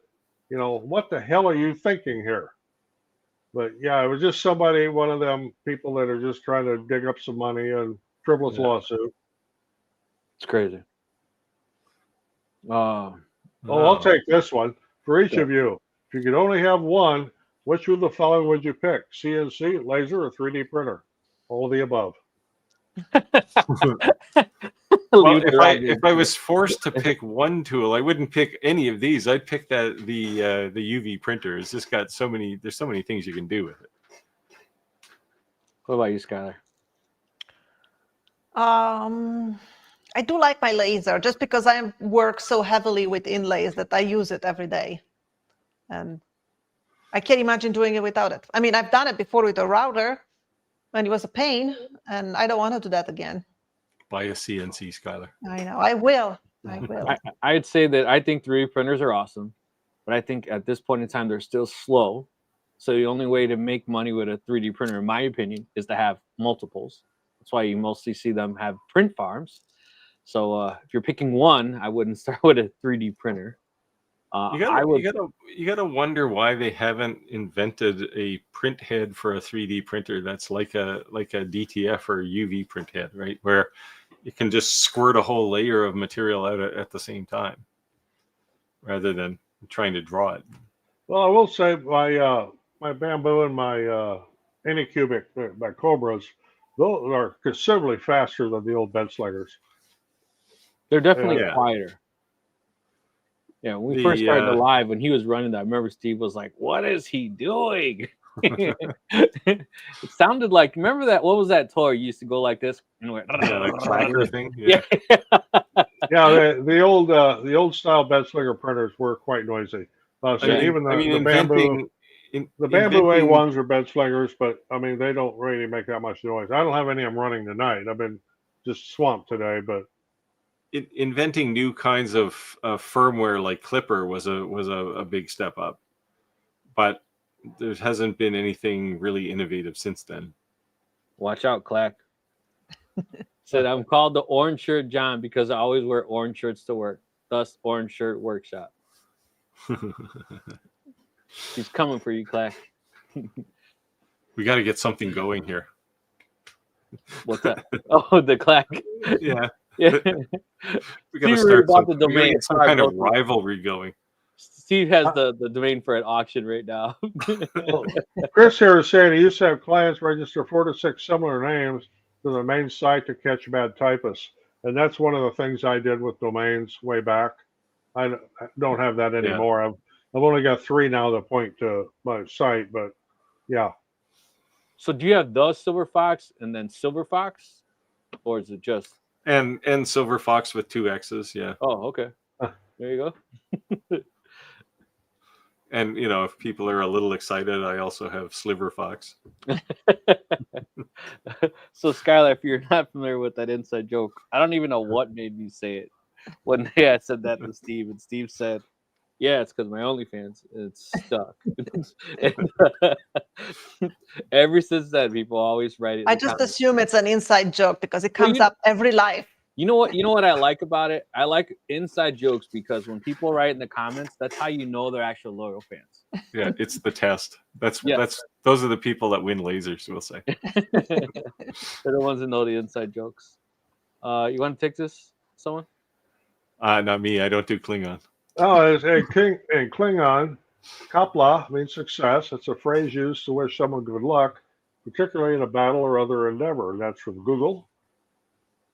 Okay. Does Google have Klingon in their translator? Must have. Huh. Chris said allow 20% material cost for consumables. Yeah, absolutely. Yeah. And another thing you might want to think about is your overhead. The lights you have on in your shop, the electricity you use to run your table saw or laser or whatever is not free. So when I'm figuring up a project, that's going to take up a lot of time, my overhead for electricity is $7 an hour. Yeah. The other thing I would say is that if the cost is not at least double the material, and there's a chance you could ruin it, especially being new. Plus, you have to pay taxes on all your money at the end of the year. Yeah. So sure. Yeah. You got to at least double your money. So this is worst case scenario. This is why I keep buying new equipment, because I can depreciate it and then I don't have to pay tax. Okay. Chris says the UV printer is probably the only machine I've seen with multiple machines in one for all things you can do. It definitely seems crazy. It's so we'll plug another channel. So there's a guy who has a channel called Strange Part. He's got, I don't know, a couple million subscribers. He just did a 45-minute. He went to the UFI plant and he spent a day there assembling one of these E1 printers. So if you want to see how the thing's put together, it's a good video to watch. That's cool. Yeah, it's definitely impressive. So I may need to learn more about UV printers. I think they've that UV printer, I've never seen nothing like it on the market. Or is there, do they even have any real direct competition at all? Right now they don't, right? Because like most of the UV printers that would compete with it feature-wise are much bigger. So add a couple more zeros to the price. But even the low-end UV printers, they can do flat printing, but they can't do that textured printing. Right. None of the other ones I'm aware of will do, well, that's not true, do rotary. I thought it was cool how it self-leveled and auto-leveled. Yeah, the self-leveling. Cool. I wish laser companies the best had rotary. That. Yeah, exactly. If we had a CO2 laser that did the self-leveling. Yeah, well, hopefully the laser companies are paying attention, because, if you want to make an awesome rotary, it would be one you don't have to figure out if it's level or not. Yeah, that definitely is cool. Now, the one downside with the E1 rotary is if you have a bottle with a bottle like this, you can't put there's no way to grip that end of it with the clamp. So I was actually gonna design a jig to hold those, but I haven't had time. So Star of Texas Design said Xtool wants to fly me out to California to train me on servicing their machines. I'll be in Houston area on the Xtool squad serviceman. Cool. Very nice. Cool. All right. So you'll have to be our go-to guy then for the Xtool. See, I was trying to convince Xtool to let me do that kind of thing for the east part of Canada, but so far no bites. I can't even get them to part with a metal fab right now because they're so tight with them. My point was really pushing hard to allow people to come use your laser, and that was just kind of weirded me out. Well, no, most of who else has that? Well, I mean, certainly Xtool has something like that. Somebody else I was talking to had this as well. And I mean, they'll basically pay you for your time, but Right, but it's a liability issue. It's weird having something in my house. Yeah, there's Not a like- lot can go wrong there, right? So Yeah. I've gracefully declined all those offers. I think it'd be different if I had like a little small maker's place, like in a like industrial area, you know, outside of my home. You're not letting a stranger inside your house. You never know. Yeah. But that'd be different, you know. Yeah, my workshop is separate from my house, so it's not so bad. But yeah, but they're still in your backyard, so they know where you live. yeah, well, yeah. It's not Well, ATB Marketing here says, my second time here, what is this channel about? Sorry, not getting it. A little bit of everything and little bit of everything. Laser, CNC, 3D printing, UV printing, woodworking. ABT marketing, the simplest way I could put it is we are a maker's channel. If you want clean hands, you're probably on the wrong channel. You got dirty hands, want to make money, you're on the right one. Side hustles and different ways to do that. Yeah. So and certainly, certainly if you have issues with CNC, 3D printing, lasers, you got people here who've been in that business a long time. So, and then let's even skip that portion. Let's just say you're successful at being a maker. Just because you're a maker doesn't mean you're a good marketer or a good graphic designer. Or so those are things we also help a lot too. See, I'm none of those things. So there you go. People are defending us. So ABT marketing, anything, 3D printer, laser, CNC, etc. If you have questions, these people are intelligent. It's just one of those channels, one of those live streams where you can grab a beer and sit down and hang out. Right. So I think sometimes we call it happy hump day, right? Because we're all stressed, decompressed. And I say all the time, there's not many people you can geeky talk about this type of things. I know I talk to my wife and she's like, she's just not interested. So it's nice. Some people don't come with questions. They just come for the camaraderie, just to listen.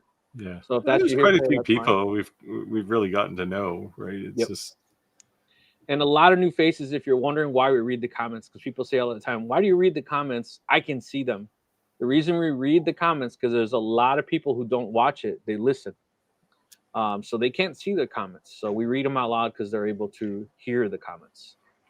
So Ben said, if you don't have any business benefits experience with trade citations, I was in a gift shop and I was locked to see low prices, all products from Asia. Well, if they got here before the tariffs. I actually thought about doing a video about how to survive tariffs because this one is becoming a big deal, right? Haven't gotten to that one yet. So I had to pay tariffs for the first time yesterday. Nice. How much was it? It was only $20. Was for my We Create laser. I asked them to send me another cable that connects to the laser module and another lens for the laser. They came and I had to pay $20 tariffs. But I thought China was paying those tariffs. That's what I was trying to say. I had to pay it in order to get my package. Well, I saw an interesting video. It says companies don't pay tariffs. The buyers do. That's what people have to understand. All politics aside, a tariff is a tax on the buyer. Period. And ultimately the consumer, because the tariffs we have to pay on some of the things, especially with our greenhouse business, gets passed on to the consumer. I'm not going to eat Walmart's raising all their prices. Yeah. And at the end of the day, like, people are in business to make money. So it sucks that things are going to go up at Walmart. But what did you expect to happen? We're footing the bill. This here, Chris says, this is a good analogy here. This channel is like us standing around a barbecue talking about what and how we make stuff and solve problems. And there you go. Grab a beer, get a seat. The hot dogs are burning. Learn something. Hey, V, how's it going, V? Hey, V. Speaking of regulars, V comes out quite often. See, look, everyone's yelling, V, V, V, V. There you go. Alan said, anyone have anything about the Omtech Polar Light? I've seen one ad on YouTube and Facebook, but no reviews yet. No, not me. There's been reviews on this Polar, but I don't even know what that is. It's a tabletop CO2. It's like it's in the same kind of space as the Hurricane. Oh, okay. Or the P2S, the X-Tool P2S. Omtech generally are pretty pricey lasers, right? Omtechs? Yeah. They're middle of the road. I mean, of the K40 family that grew out of years ago, Omtech is probably the most recognizable of those. Yeah. Sorry, we couldn't help you on. But if anyone is in the comments, write in the comments below if you have reviewed it. Let us know. Drop some links and check it out. I mean, they're out there. There are reviews out there. All right, Steve, you're up. Star of Texas says, Steve, I'm in the X-Tool Squad Discord. And Support Engineer says we can refer people that we know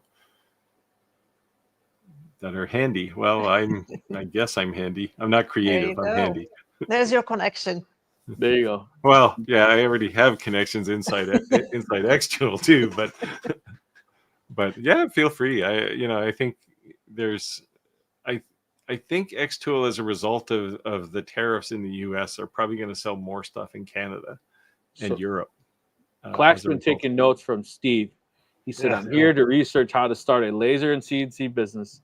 I would also like to become a successful content creator. I think, yeah, you're already there, Clack, on both of those, actually.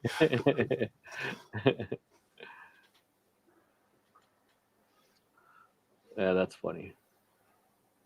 Clack said the light is a bit different from the polar that I did. Yeah, Clack did the polar, not the light though.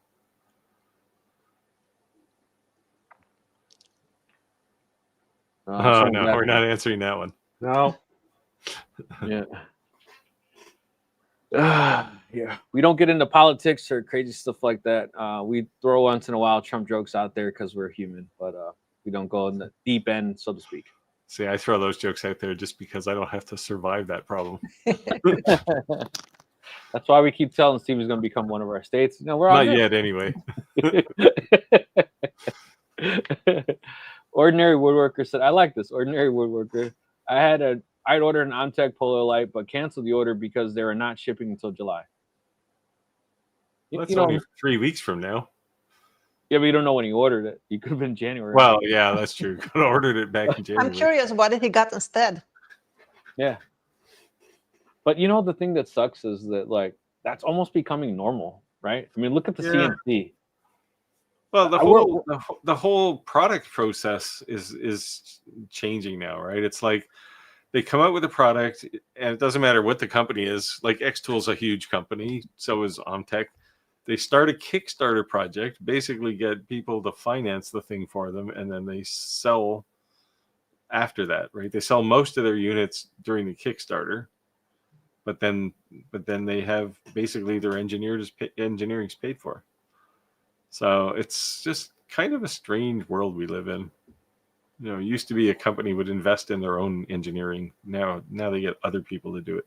Yeah, what was more weird about it is that I thought Kickstarter was for literally hence Kickstarter, meaning not necessarily project, but companies. And when I saw X-Tool and these bigger companies on Kickstarter, I was like, really? You have people footing the engineering for your bill?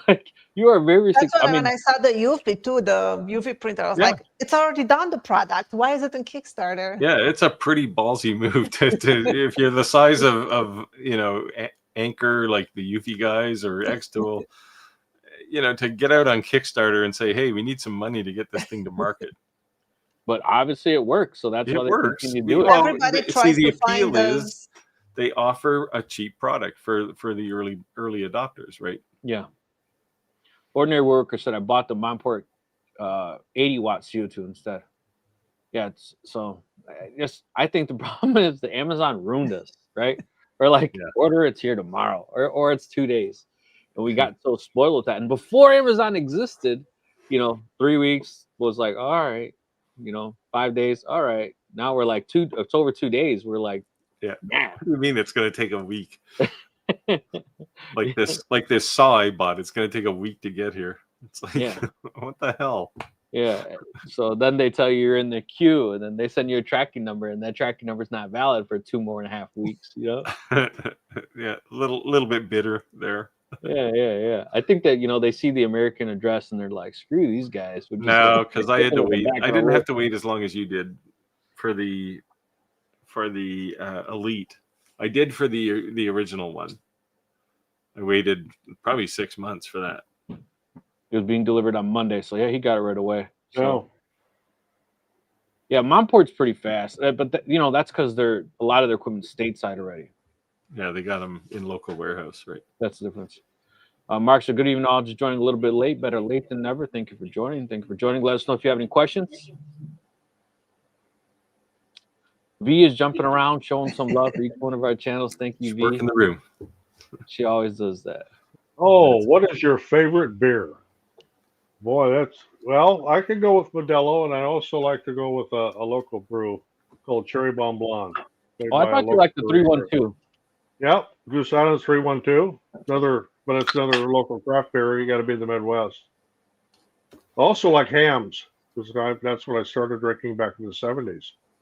Steve doesn't drink beer. He drinks death in a can. No, if I drink a beer, it's usually a local one. There's a brewery here called Propeller, which makes a couple of good beers. I say death in a can because what is the Canadian alcohol level? Depends on the beer. It can be up to 9-10% in the extreme case, but it's usually about 6 or 7. Skyler, do you drink beer? I'm a wine drinker, so I drink wine. Yeah. I do drink beer during the week, but I drink non-alcoholic beer. I drink that Atleta. Okay. So are you red or white? A red, only Cabernet. Okay. And on the weekend, I drink wine. Nice ones. Roger said since he retired, every day was a weekend. Yeah, every day's a holiday. Yeah. See, I say every night is Friday night and every morning Saturday morning. Yeah. Chris said, Goofy used the Kickstarter as a marketing method more than a fundraiser. I mean, that's probably true. Maybe. I'm sure the money doesn't, it's useful. In the end, it's one of the biggest Kickstarter projects ever. Ordinary Worker said, yes, Amazon spoiled me. I'm telling you, it changed everything. That was not a thing. Amazon set a standard for expedited shipping for sure. And that could go back to us creators too, that, we're marketing things and somebody orders something and they expect it to be there the next day. It's just not going to happen.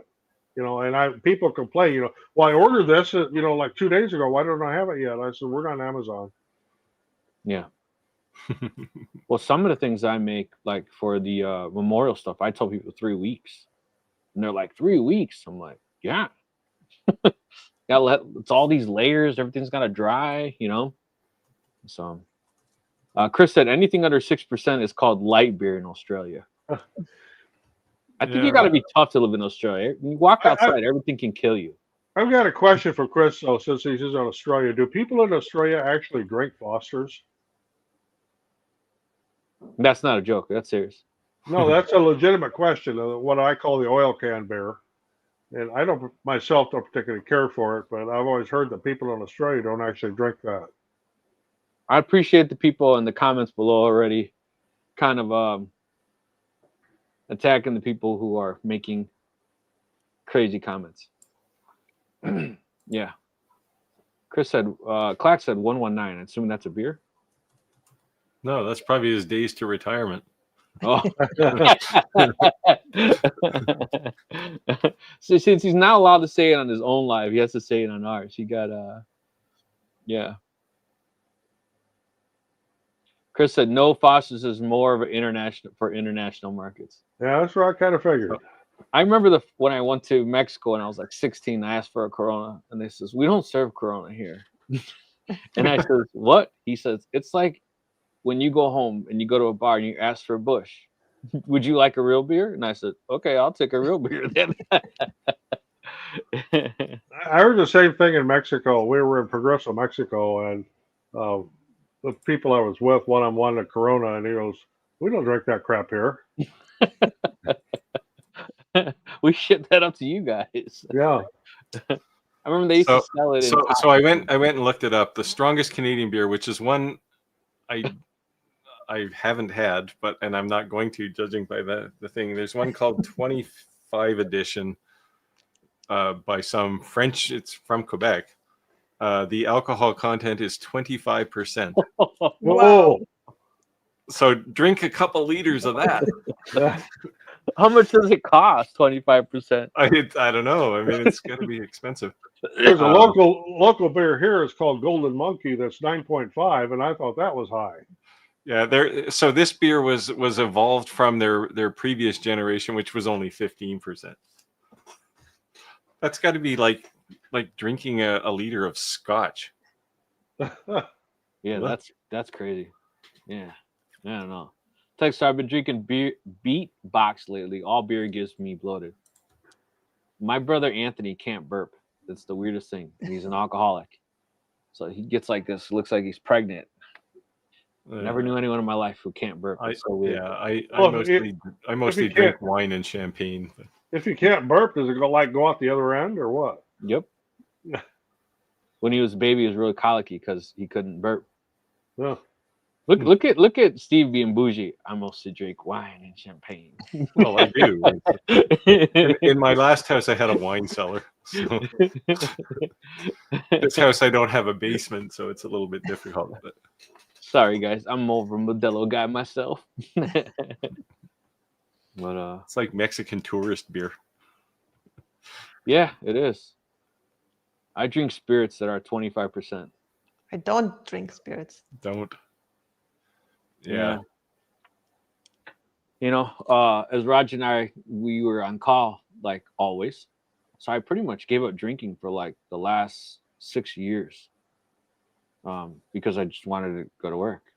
Because that was a problem back when I was on call. Because you don't know if you're going to get called or not. You don't know what time of the night it's going to be. You can't even have a beer. Yeah. And I do not miss that at all because I like to have my cocktails at night and enjoy a beer or two. Or makes you wish that you were a commercial airline pilot instead, right? No, I don't know. We probably made as much as the commercial airline pilot. I remember we'd go on storm. It would be like 7,400 to like 11,400 a week. Yeah. So like a software engineer that. Yeah, but software engineers get paid way too much. I can say that now that I'm not one anymore. We'll say I had one job back where I got sent to the Czech Republic to I can't say what the factory was, but it was a factory. And I would spend a week there. And when I got back and I got my paycheck, the first thing my wife says, "When are you going back?" After taxes, and this was like 15 years ago, my check was $7,000 for that 1 week. Yeah, money's good when you can get it. Yeah. So in Iceland, only the government can own stores that sell alcohol. That's crazy. In Canada too, right? You can't buy, or did they change that law? It depends. Some provinces, so some places you can buy beer in a store. Like in Quebec, you can buy beer in a store. Some places in Ontario, but here where I live, the government runs the store, but it's not really regulated. It's just a liquor store, just purely. Yeah, it's like a liquor and beer store. Yeah. So most of them are like that. But there are in Ontario, they actually sell beer in grocery stores. Nice. So we got in a tangent with beers. Somebody brought up talking. So again, Schwepp the Owl. That's Schwepp the Owl. It's a catchy name. So if you guys have any questions, let us know. I appreciate the small talk for sure. But we're always here to answer any questions you have. Skyler, I saw you did make an announcement that you made some record-breaking sales. Is there any advice you would have for anyone first starting out on Etsy? Just keep going. Just make things and post them, and don't expect anything. Just be happy when things come. And it might take a while until you get your first sale, but then the more sale you get, the more it's going to snowball because people are going to, like if you buy a cross, somebody comes to visit you, they might see it and be like, "Hey, where do you got that?" And then, that person might buy a cross, and that's just kind of the way the sales happens eventually. Yeah. Plus, things like Etsy are like YouTube. They're about the algorithms, right? So Right. When you start selling, they want to send more people your way because they make money when you sell. And I noticed that because, like I would sell a cutting board, and then you see for the next month, I sell a lot of cutting boards. And Hey, then they I just have, stop. And then I have to leave for a minute. Okay. Then But- I might sell a cribbage board, and then for the next few weeks, I'm selling a lot of cribbage boards, and that kind of stops. And Yeah. Have you used any of these softwares that kind of like gear you towards scoring, like for the SEOs and tags and things like that? I mean, that you I should use? have Everbee just to kind of help me with hashtags and look at other people, what they're selling and how many sales they're making per month and what are their items and how do they have the description and the hashtags and whatever. So I do have some tools, but So have you noticed a difference or an improvement enough that's why you continue to use it? I can't tell because I used that from the beginning, so I don't Okay. know. And What but about you? I do feel like if you are about to sell things, definitely have a website and have an Etsy shop. Do not have just an Etsy shop, because the Etsy shop can kick you out anytime out of the platform. YouTube kicked me out. The Sawdust and Splinter YouTube channel was actually closed before I even published my first video. And What did you do? I had my photography channel, and actually my photography channel got a strike too. It was because I posted this video of how to Photoshop steam from like a steam machine to put it over a coffee cup that is cold coffee to make it look like hot coffee. So it's a very not dangerous video or anything, but somebody tagged it as dangerous and harmful. So I got a strike on my channel. And with that, I was like, you need 3 strikes in order for your channel to close.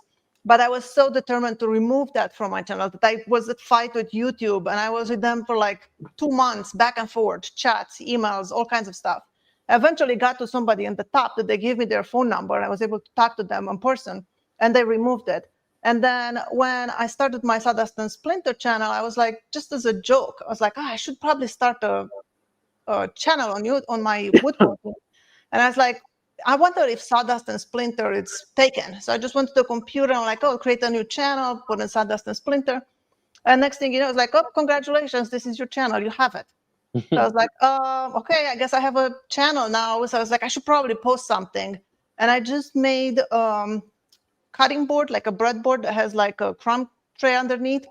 And I had like a clip on my phone that I took of just like 10 seconds. I was like, I'll post it as a short, just so my account it is active and nobody can take that name away from me. So I posted the night, I went to bed, and then the next morning when I woke up, I got an email from YouTube saying, well, we removed your account and closed it because you were trying to basically steal views or do something illegal. It was just like some wording there I couldn't really understand. And they're like, we closed your account. So I was like, okay, well, maybe it was not meant to be to have a woodworking channel. I'm like, I don't care, whatever, I moved on.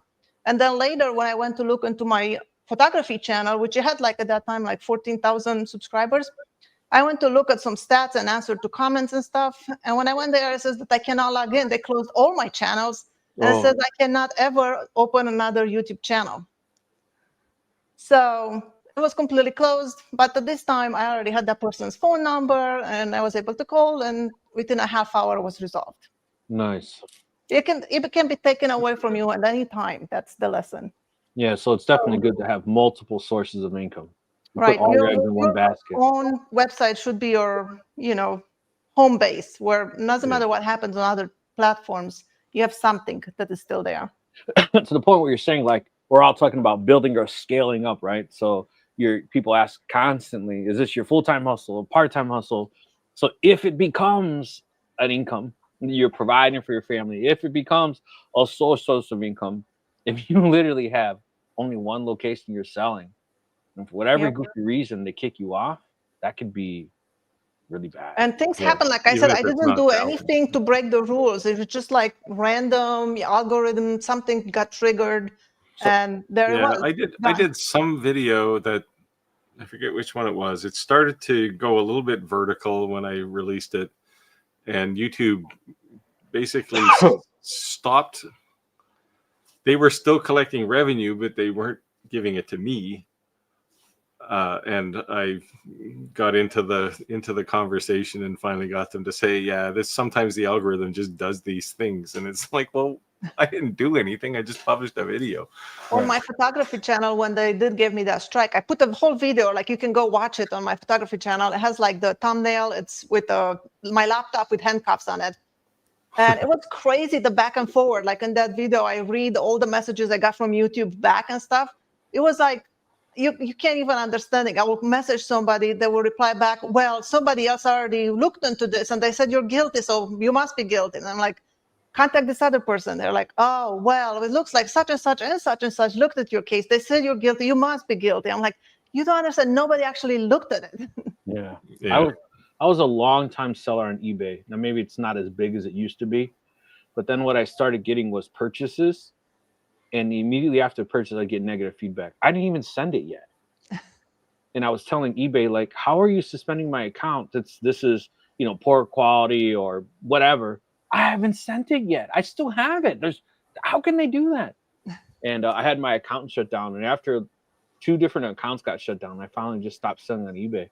Yeah, But I got so much spam on eBay. I was selling when I sold all my Nikon camera when I switched to Sony. And there was like so much spam, people trying to just, you know, make you send things and not pay for it and all kinds of stuff. Yeah. So, but it was good while it lasted. I guess eBay to me was like a good 5-year run, you know. So, but yeah. Amazon lately keeps spamming me at least twice a day saying, sign up an Amazon business account. Oh yeah, I keep getting those too. I've never gotten them until recently, but now it's like twice a day. I know Roger shared some horror stories about Amazon sales. Amazon could be interesting. I mean, especially with their returns. That's everything we sell on Amazon is priced higher than on our website or Etsy or anywhere else, just because of the returns. In fact, our last return we got last week, they sent me a shoe, an old Was it shoe at at least that. a good shoe? No, it was an old shoe, all tore up tennis shoe. What did they purchase? They originally had purchased a 6-pack of some ground cover plants from our nursery, and So, so you know what I they mean? were- Not even remotely anything that like.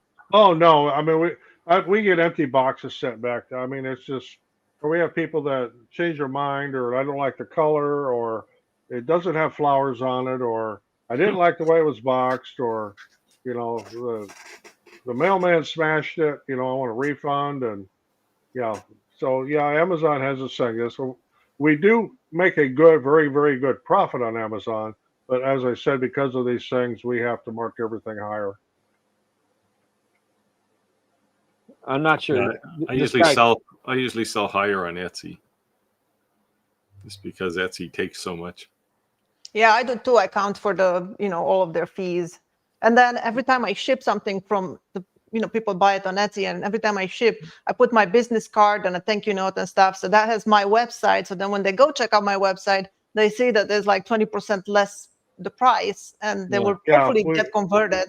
We do that too. We put an insert in every package we ship that has our link to our website, and they can find it cheaper there. But everything I sell on Etsy, Amazon, and eBay is at least 20% higher than on our website, just to cover the cost. Of course, on Amazon it's more like 30%. But I thought about making some thank you cards. Like Rick, you already saw my thank you cards. I think you had one in your package. I'm thinking about making one and putting maybe a 10% off code in it, because then people are more inclined to keep it and go there to purchase something, because they actually get some percentage off, and that way they get converted easier to go to the website instead of Etsy. Have you ever heard of Got Print or M13 printing? That you should check them out. They print just about anything you could imagine. When it comes to flyers, business cards, anything you can imagine. Yeah, I printed mine on Vista, I think. Well, then you'll definitely like this because it'll be way cheaper. It's a business to business. So they're priced cheap enough that you could resell it, put it that way. So if you're actually purchasing for yourself, that's even better. I used to do a lot of printing, and when I found them, I was like, I'm just going to design and print it, and you know, just basically make the money for doing the graphic design. But yeah. Trent said, I haven't sold anything, but I give it a lot of away. Well, that's actually sometimes the cheapest form of advertisement you can make. You'd be surprised. And at the very least, you make some happy people. Yeah, someone said, someone keeps spamming in here, and let me see. I can't block them because it's coming from one of your guys' accounts. Well, I see there's some spam going on here, but It keeps changing different names, and people are Yeah. yelling at them. And so Radu and some other people in our groups, Chris, everyone's yelling at them. So appreciate you guys being our admin, so to speak. I don't see who's spam. I don't see anything in the chat that looks like spam. Red Zone Oh, yeah, it's up there. changed his name like 3 times, or her. I don't know. I'm not even going to repeat it. So Yeah. Yeah, Randy said, make things just for fun, friends, family, beneficial gifts. There's nothing wrong with wood therapy or therapy. Like, that's why I started, because just stress from work. And then I was just making extra cash, and then it kind of just snowballed into that. But honestly, that's kind of why I did it. It was literally wood therapy for me. It was therapeutic. I did the same thing, and then my shelves got filled with stuff, and gave so much to everybody that I knew. And then I remember when I had my 1 year on YouTube, I did like how it's been going and how much money I made on YouTube, and show all my revenues and everything. And I mentioned in that video that I make stuff, but I don't sell it because my stuff is probably not good enough. I'm still new to woodworking. And everybody was like so supportive. They're like, just put your name on a mug, I'll buy it. You should start selling things. I'll support you. And yeah, that's good. I did. I started my website, and people are so supportive, and got tons of sales just from the beginning. Very cool. Very cool. It looks like we're at time. That went by fast today. Appreciate everyone to join the live. Oh, we got one. Just one left there. Go ahead. Texas Star of Texas says, I've seen Etsy sellers put a photo flyer of their website in the photos. Yeah. That's also a good way to get banned. You got to be careful. Yeah. So there's people who come to me and they always want something like I'm selling on Etsy, but it's custom. And I said, like, you got to go to my website. I don't sell custom things on Etsy. And, it's like, it's a risk, right? Because Etsy may get fed up and say, oh, stop using our platform and pushing people somewhere else. But they're asking for something I don't sell there. So I make custom stuff on Etsy, and just make as a private listing. So yeah, you can do that. It's a pain. I mean, just go to my website. It's easier. It's already there, or you can send me a message from there. So Well, I do that too. I refer people to the website for something they want that I don't necessarily have listed on Etsy, but I have. Well, what's your website? I said, well, take our business name and put a .com on there, and you got it. Because I can't literally send out a message with our link. Right. Didn't come up in the filters. No, you sent it. Yeah. Yeah. So again, thank you everyone for joining live. Appreciate everyone hanging out with us. Questions, a lot of new faces, a lot of new names.